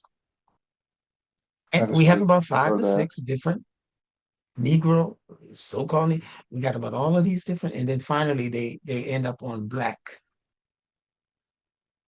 which means the lights out. Hmm. That was Elijah Muhammad's contribution. Oh Black wow. people. He wasn't the first one to say it, Hmm. but that was his lasting contribution. And all of them are incorrect. Even Hmm. Imam Muhammad came in and he said, stop calling yourselves black people and call yourselves Bilalian Hmm. after the historical Bilal, the Muezzin in the Hmm. history of our deen. He said, call yourselves Bilalian, but he couldn't get enough support for it Hmm. because Bilal is pointing to a state of the soul, not of the skin color. Bilal has Hmm. nothing to do with black skin or African stock. It has everything to do with what was running through his pure soul. But we didn't want that either. Hmm. But honestly speaking, and then I'll be quiet and let you speak. Honestly speaking, no tag that you can give us from the world is sufficient to explain to the world what level of humanhood we have reached. mm, And not even the word human is sufficient. That just means humus mind, a mind that is like soil. You put something in it and you condition it, keep it in the right cultural environment, and it's going to grow. But what we mhm, truly are is even beyond human. That's why I said cosmic. We are cosmic people. But you can't mhm, maintain that cosmic essence unless you know something about the cosmos. mhm. It's a deep, it's a deep thing. So our effort now is to Yeah. study more and more of the cosmos because that's what the Quran truly is. It's a book that is explaining the minutia of this cosmic phenomenon that we find ourselves in. That's why it's always talking about the sun and the moon and the stars and the earth and the skies. Mhm, Where in the Quran do we see the African? Where in the mm, Quran does it mention Europa, the Europeans, or the mm, Indians, or the Palestinians and the Pakistanis? Where's that in the Quran? mm. We read about the people of Ad and the people of Thamud and Shuaib and all, and we think they're talking about individuals. They're not. Mm. They're Wow, they're talking, taking a as you lot of said things earlier, literally. prototypes. These are archetypes and prototypes of things that are Mm, happening in you, the mm. Quraysh, in you. As much hell as the Quraysh are said to have given Muhammad the Prophet, how did they get a surah to themselves in the Quran? That's a good point. How did Allah say about them that they are protected throughout the winter and summer? How did they get that kind of protection the way they treated the Prophet? They were trying to kill him. Mhm. These are the And Sora questions. fell too. Oh, the same thing. That's right. Birds throwing pebbles like torpedoes, Mhm, pelting them. I thought the elephants were good. mhm. But the fact is, colloquially speaking, the word fil has nothing to do with an elephant. It's not talking about elephants. And because they Oh, have mismanaged the language of the Quran so badly, 99.999% of Quranic readers really have no clue what the Quran is really addressing because they think that the creator of the skies and the earth, Rabbul Alamin, they think that that power, that force in the universe that created the universe is talking about heifers and dogs and camels and such. You mean mhm. that grand power over the universe? He's going to give a revelation to tell you about heifers,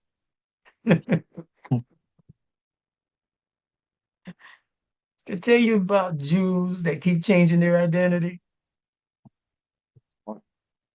How you know the Jews you're thinking about are the Jews that you think are in the Quran? First of all, there are no Jews in the Quran. There's the Yahud, but if you don't know what that word means, you're lost in fabricated history all over again. The Christians, how you Mm, know Nazarene are speaking to the Christians in Rome, Italy, where the Pope is. That ain't what mhm, it's talking about. Those are not who they're talking about. We think they are. So we get history conflated because of all of these lies that have been mixed in with the truth, mm. that have been perpetrating themselves as truth. And we're back to square one when it comes to reading the Quran, and the Quran becomes a political book for us when we do that. And we're looking for Mm. the ones that we think are the enemies. We're looking for them as being that same people all throughout history in that part of the world where we think they're existing. And we're beating each other up, shooting each other, dropping bombs on each other, spitting on each other, kicking each other's babies, aborting babies of people that we don't like. And we're going through all of this satanic stuff based on satanic rituals that were taught to us by our Mm. enemies, thinking that that's what Allah is saying we should be doing. Mm. Kill them where you find them. It's not talking about Oh people yeah, as such. that out of Kill them. context. Oh, they got that one against us. Yeah. All of the people who call themselves our enemies, that's the verse they love to read from. The Yeah. Quran tells the Muslims to kill us where they find us. Is that a book of peace? Yeah, That's what they. exactly. Yeah, exactly. I've seen so many people use that. What's that? That's ayat 91, Surah Baqarah, I Uh, believe, something like that. I'm 91, forgetting 92. which I'm forgetting exactly, but you know it's in there. Yeah, because I looked at that when I'm thinking, wait a minute, and give me more context. Like, Yeah. what is he talking about? But the What's really context is the happening? fitrah, my friend. Listen, everything in the Quran you should be able to find in Allah's fitrah. Now, in Allah's Hmm. fitrah, do you find any creatures that kill other creatures where they find them? Yes, you do. Hmm. Ask any medical doctor. Hmm. They're called your white blood cells. Hmm. That's true. I think they're called leukocytes or something like that. Your white blood cells are soldiers. Hmm. They are a standing army, always ready for battle. But the battle is always against those things that have invaded its territories for purposes of robbing it of its life force. Hmm. Hmm. NK cells too. Hmm? NK cells, natural killer cells. Yeah, Yeah. yeah, same Hmm. same difference. Hmm. Yeah, those two. But yeah, they're going to kill you because you came into its space trying to kill it. That's why Hmm. Allah says fighting is prescribed for you, though you don't like it. Hmm. But there are some things that you don't like that are good for you, and some things that you do like that are hard that are don't you know that you don't want to mess with that. It's gonna kill you. Hmm. And we live out that scenario over and over again in different parts of our lives. But it's talking mostly about what's happening inside of you. Once you get a grasp on what is happening inside of you, then Hmm. you know how to apply them to situations and circumstances happening outside of you without you seeing Hmm. a particular people as your natural born forever and ever enemy. Because Allah says about your enemies that you can wake up the next morning and they'll be the best of friends with you. Hmm. That's in the Quran. They never quote those verses. Hmm. Yeah, that's true. Just like your health in your body. But you can have a cancer or something, you can overcome it if you catch it early enough. Early detection, I think they call it. They call it. Hmm. Doesn't have to kill you. It can turn out to be your best support if you strengthen that immune system. That immune system. What system did I say? Immune. Yeah. Now say eman, Hmm. because that's what it's talking about. Hmm. Your immune system is your immune system. Hmm. Fights off all diseases. Hmm. People who are weak in iman are people who will eventually have their whole life structure taken over by the disease. Hmm. I just thought about Dis-ease. something else. Tell it to Oh, me. yeah, dis-ease. That's You right. mentioned the I and M. I guess that's a prefix on some words, and that means it's happening like internally. Or it could be Yes. IN or IM. So I Yes. thought about immune, but I also thought about you mentioned this word earlier, imagination too. And Yes. which is interesting is you could actually do something to your immune system with your imagination. Like you can visualize them going to work and boost your immune system that way. You can Like, strengthen it. Yeah, just through your yeah, I just thought imagination. about that. Absolutely Yes, correct. I just thought about that. I'm like, wow. Absolutely correct. We don't yet know who we are, Mhm, unfortunately. Yeah. That's the whole fight in this world to discover yourself mhm, and to discover the deficiencies in yourself so that you can fight against the deficiencies and the weaknesses within you, not somebody else. We're quick to point at other people and say they're the enemy. They're the ones who are spoiling life for us. And we're very slow to point at ourselves because the ego won't allow you to. mhm, The ego is always they versus me. And I have to always have the upper hand. That's your ego speaking. Let go my ego. Don't mess with my mhm, ego. They put it in a commercial for Hmm. waffles, whatever that is. Egos, That's awesome. let go my ego. They knew what they were saying. Hmm. Stop messing with how I see myself. Hmm. I don't want to know that I have deficiencies. I'm a Klans member. I'm better than those niggas. Don't come to me with nothing that sounds like you saying niggas are better than us or equal to us. I don't want to hear that. Let go my ego. Stop wrestling with my ego. I know you're right in my core because I have a soul, but no, I'm not going to accept that. Hmm. I'm addicted to my limitations. Oh, what a bad position to be in. That's a Yeah. real thing. So talk to me, man, in these last few minutes. What else would you like me to? I'm sorry for over talking or Are you good? Yeah. what else.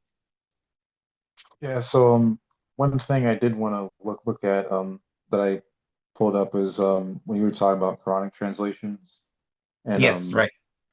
yeah, and I was connecting it to like marketing, like how like the Quran like would look at things that were or when people would translate, they'd look at like the Bible and try to introduce like concepts over like, and I kind of liken it to another company trying to copy another company's Yeah. advertising to get their customers. Yes. Yes. And it was interesting how AI broke it down because there's this term in marketing called like funnel hacking. When you copy another person's marketing funnel, the series of how they turn strangers into buyers and the customers. Mm, And I mm. was connecting that with um, how translators would do that with the Arabic. And it was kind of funny what AI did right here. It had a little bit of a sense of humor in here, but it mentioned that theology equals positioning. Early translators and theologians weren't just preserving the revelation, they were competing for souls, influence, and geopolitical legitimacy. So, what do? They mimicked the successful funnel, they mimicked the successful marketing scheme. And it's funny how they broke it down here. It's like, so sin equals the marketing hook, fear of hell equals the scarcity trigger, salvation through submission equals the offer that you give them. Eternal reward is the upsell on the back end. Sell Mm, you some mhm, more. mhm. Profit worship is the social proof, the testimonials, the success stories, and rituals the are the retention, so they could keep, to and Nice. it was so funny. And they said the fear of God equals the conversion or the call to action. And it was funny how it broke it down here. It was like, so Christian Bibles already push fear the Lord, hellfire for the non-believers, the wages of sin is death.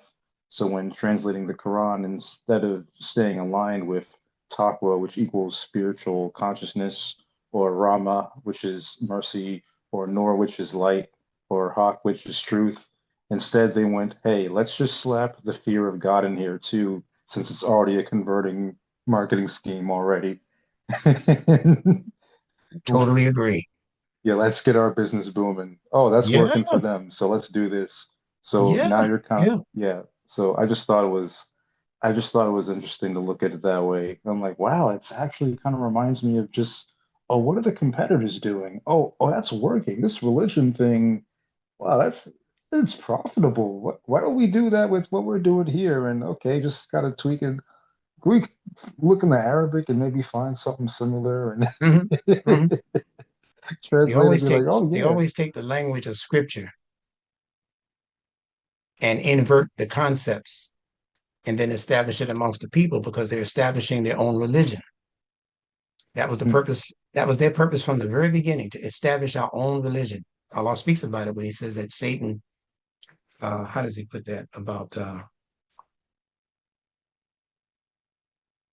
I'm forgetting right now, but it has to do with the taking what Allah said and them twisting and turning it to make it what they're saying.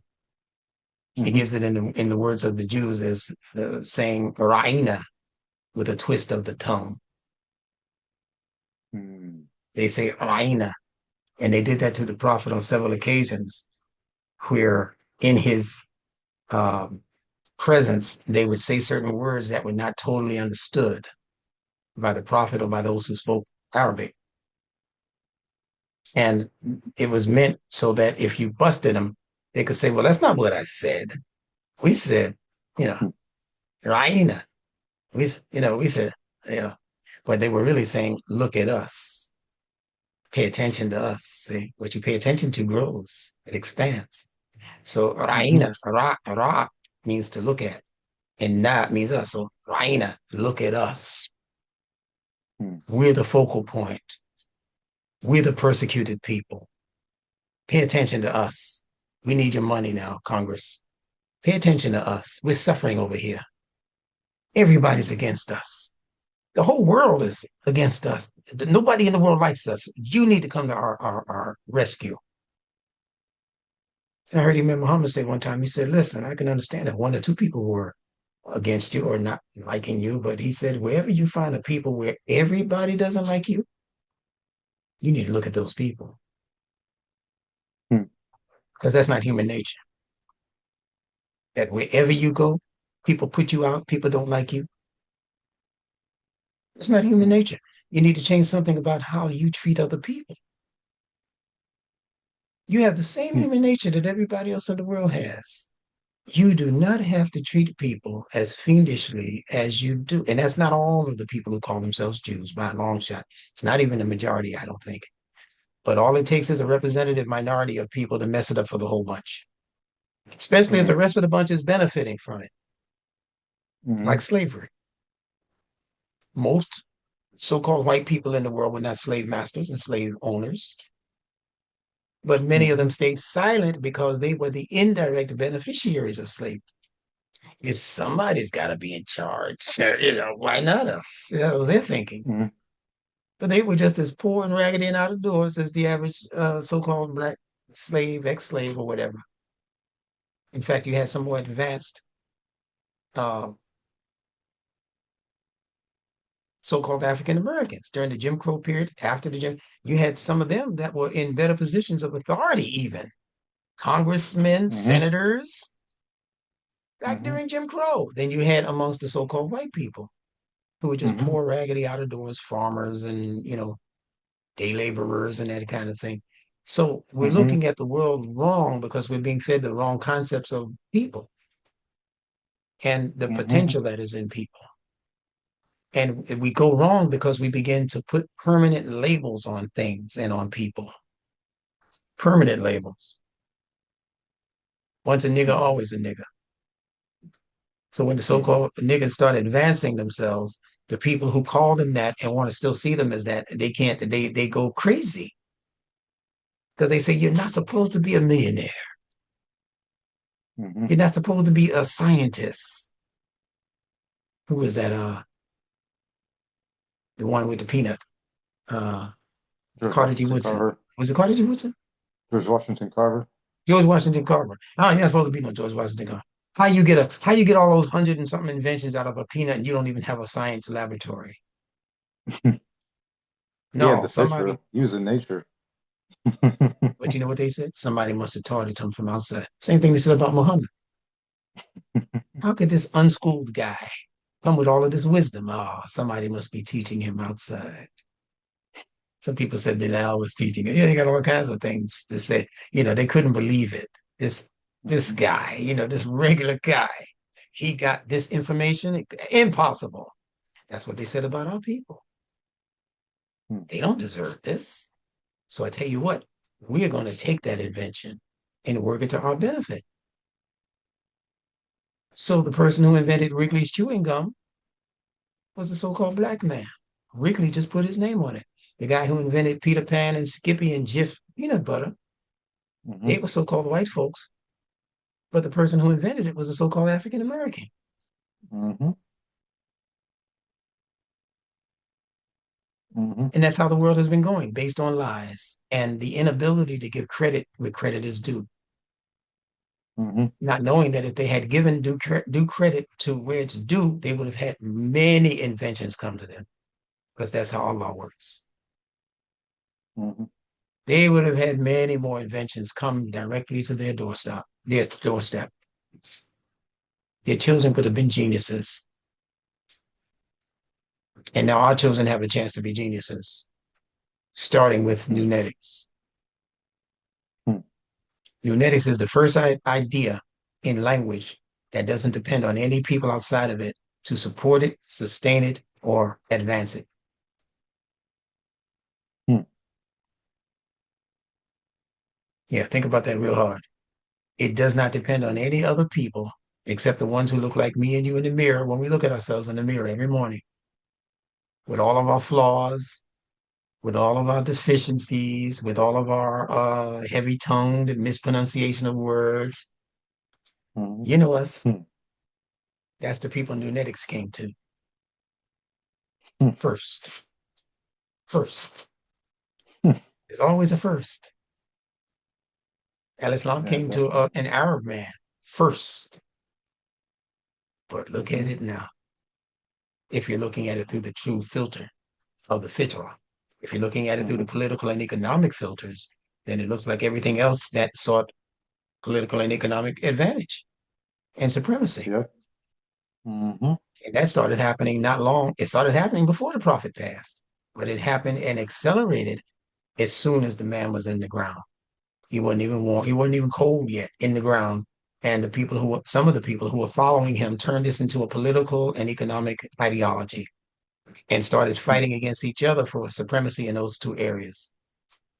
The Abbasid, the Umayyad, all of those groups, those splinter groups that the Quran says do not break itself up into Shiite, lest Hmm. your power depart.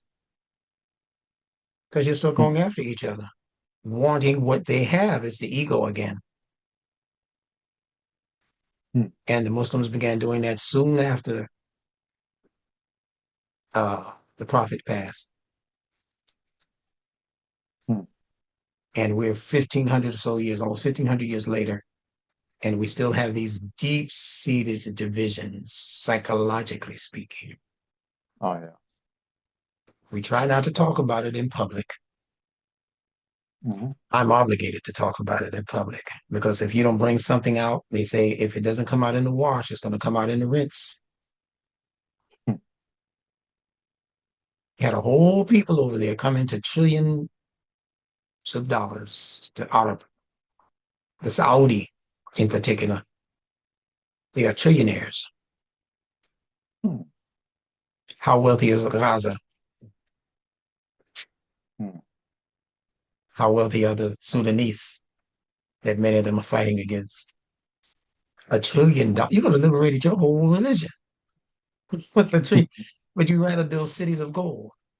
Bahrain, you rather build these, in Mecca right now, they're trying to turn it into a Jannah. Hmm. They're trying to turn Mecca into a paradise, which is fine. Allah gives you that right. Hmm. Seek with all that Allah has made available to you, your home in the hereafter, but do not forget your share of the material world. And Allah never says Hmm. what that share is. He never puts a limit on it. You can go for broke. Hmm. But along the way, are you thinking about your brother and sister who don't have what you have Hmm. and you can improve their state and have nothing at all taken away from you, wealth wise? It's like a candle that you light the first candle and you use it to light the other candles. You don't take anything away from the candle that first lit the candle Hmm. because as long as they are replicating, duplicating, and replicating, they're contributing to more and more light so that you can see what to do next. Okay, this Hmm. land is liberated with our assistance. This other land is liberated. We went into some poor Christian, we went into Ethiopia and we liberated them, and they're not even Muslim. That's how the Muslims should be thinking. I know the Ethiopians Hmm. don't like us for what we may have done to them or, not for them in history. But I tell you what, let's right that wrong now. We're 500, 700 years past what happened in history between the Muslims and the Ethiopians. Matter of fact, one of the premier Ethiopians in the history of Al Islam is Bilal. That's where he was from genetically. Hmm. So let's do this in the name of Bilal ibn Rabah. Let's go liberate those people. Let's go help them with their schools. They're trying, but the people of Ethiopia said, nah. Hmm. Yeah, Muslims went into Ethiopia, ancient Abyssinia, and they said, "Let us help build your educational institutions." They said, "Nah, you're not going to be in Hmm, charge of our education. hmm, So why don't you offer something else? Let us help you with your livestock. Let's help you replenish your fields, your wheat fields or your barley fields or something. Do something manageable. That doesn't mean that when it becomes prosperous, you take it over. That's all they're saying. We don't want you in a position to hmm, have to take us over again. We'd rather stay poor and just help ourselves on the level that we can help ourselves. Give each other hmm. showers and find a place to sleep for the people who are out of doors. But we ain't going for that okie doke again. Where you come in and when we reach a certain level, it's all yours all over again. No, we're not going to do that. Hmm. So that's the Muslim challenge for today's time. You see Hmm. a people like the so-called African American people, and you have trillions of dollars, and you see them come into the world with a leader like Imam W.D. Muhammad, and you won't give him the kind of financial assistance that will liberate him and help him liberate the people who think on his level. But the reason you won't do it is that you know that his mind is a free mind. Oh yeah. It won't be kowtowing to your demands Hmm. lest you cut them off. Hmm. Like people used to say, I can do bad all by myself. I don't need you to help me do bad.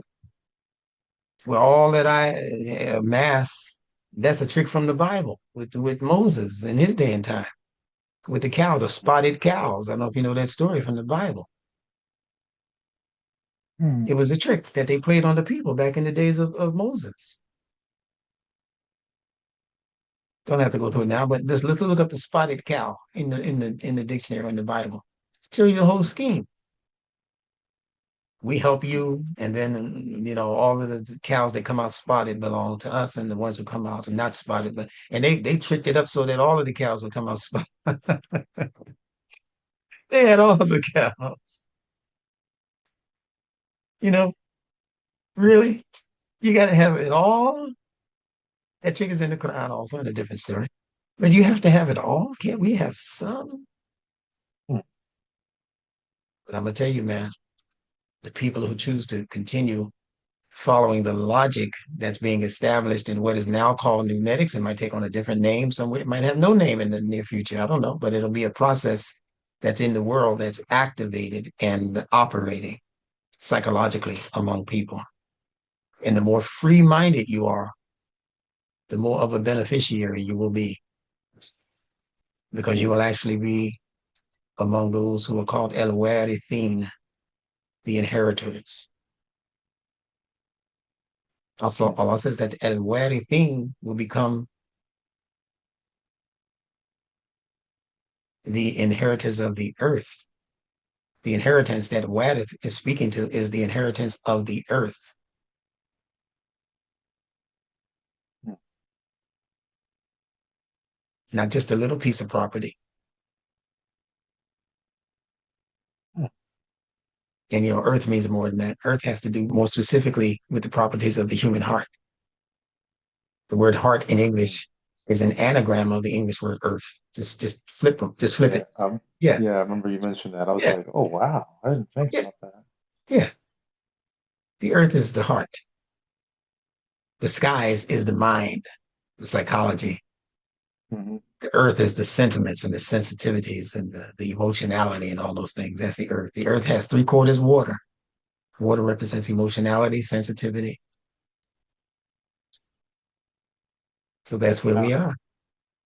I speaking of anagrams, I actually heard something really wild regarding my own name. I had no idea that my name could also be anagram for the Arabic word kitar, which means train.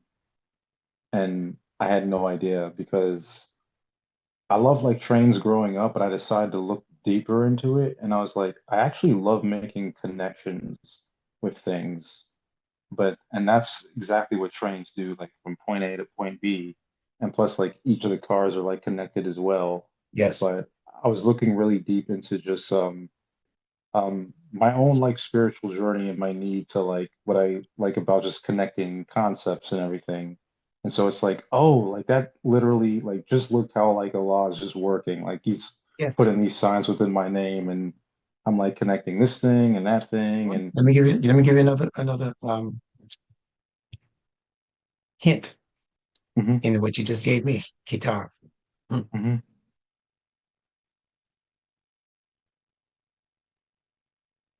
It's a train, but how many times have you seen a single car train? Trains always come in multiples, hmm even if it's just three cars. A coal train, hmm not John Coltrane, but a coal, hmm the Radio station. COAL train. hmm Now, because it represents links and it represents an abundance of cars connected to the train. So the word we discussed earlier that has to do with abundance is Kauthar. Kitar is Kaf, Tahara. Kauthar is Kaf, Tha, Ra, Kathara. One is Katara, the other one is Kathara. And they say that Kathara means abundance, the abundance.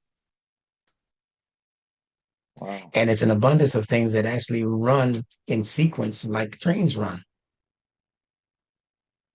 It's like being at your birthday party, 10 years old, and they start to open up your gifts. And somebody brings you a Johnny Lightning race set. You might not remember those. You're too young for that. Right? They used to call them Johnny Lightning racetrack set. And we said, we can't wait to, man, it comes in a big box. And I mean, if that's all I get tonight or today for my birthday, I'm happy. And then right behind that comes another gift. You see what I'm saying? That hmm birthday party. It comes in a succession of great things hmm that keep following great things that keep following great things. mm It runs like a train. Kathiron is the word Allah uses in the Quran. Kathiron. mm And he Makes uses me it think in of momentum. many, Yeah. yeah, it runs in a succession. Every word is consonantally connected to other words in its consonantal grouping. And that's where the deepest of understanding of Quranic words are in their connections, in the logic of those seven basic areas of pronunciation in the human mouth. Mm. Whether they're gutturals, liquids, dentals, there's seven of them. So if I say Kauthar, that first sound is a cat, a K sound. That's a guttural, but you got to go to the back of the throat, cat, cat. But you have to go there when you pronounce the Q letter also, cough, cough. You have to go there when you pronounce the heavy H sound also, ha, ha. From the same, if you feel your throat while you're pronouncing these, you'll see it's from the same exact part of the mouth. Sometimes a little further back in the throat, sometimes at the tip of the throat, but they're the same. So that means ein. You can feel the straining at the beginning of the throat there. hmm Ein. So ein is related to calf, is related to ha, sa, sa, is related to ka, ka. They're all related, so you can interchange them. This is what Allah is doing in the Quran. That's why the Quran doesn't have to be this humongous book because of this principle, this scientific linguistic principle of being able to exchange one sound for another sound that operates from the same part of the throat, Hmm. It's genius. isn't it? The L and the R all over the world. As China and Japan. One will say, Yeah. hello, hello, and the other say hello. The R and the L are interchangeable. When you mentioned the electromagnetic principle of the L Yes, and the R, I was like, oh my God. yes, electromagnetic. That's right. One is electric, the R, the rotary, the R, and the other one is magnetic, lem, L, L, magnetism, sticks. and Hmm. a track sticks raw, goes up to the same point, but it doesn't stick. Hmm. Yeah, powerful science Very that your grade schooler could be learning now instead of when they get to college, if they go to college, definitely. and be able to relate it to what they are within, what they are themselves. Hmm. Electric brain, magnetic heart, Hmm. electromagnetism, السماء, the skies, Hmm. الأرض, the bottom, the earth. Skies and earth are also addressing the mind and the heart simultaneously. Hmm. Wow. Isn't Man, it that is beautiful? something. Yeah. Yes. And then the word audit is related to the word for pleasure. Radi, Radi. Radi Allahu anhu. May Allah's pleasure be upon you or be with you. Hmm. Why? Because the earth is where the pleasures are. Hmm. Your heart is what becomes pleased, not your mind. Your mind will never be totally pleased or satisfied because Allah created your mind as a wide expanse. Yes, samawat. Yeah, He created as a wide expanse that is never satisfied. No matter how much knowledge you Hmm. get, you still need more. You want more, more, more. But the heart reaches a point of satisfaction, Hmm. pleasing and well pleased Hmm. from the same word for pleasure. Hmm. It's beautiful when you understand. Wow. Yeah, very beautiful. Right? So, Definitely so, blessed with the so, science. yeah. So you've given me a welcome break from what else I was doing today. I have to get back to a brother and finish up a lesson with him. But thank you Hmm. for joining me this evening, Yeah, definitely. and let's do it again Yeah. soon. Let's do it again soon. Yeah, definitely. Yeah. Yeah. Let's do it when like it'd be nice to do it a little bit earlier too, if I could too, when my brain's a little Yeah, bit more, you know. yeah. Listen, I was only expecting to go about 30 Yeah. I minutes. think this was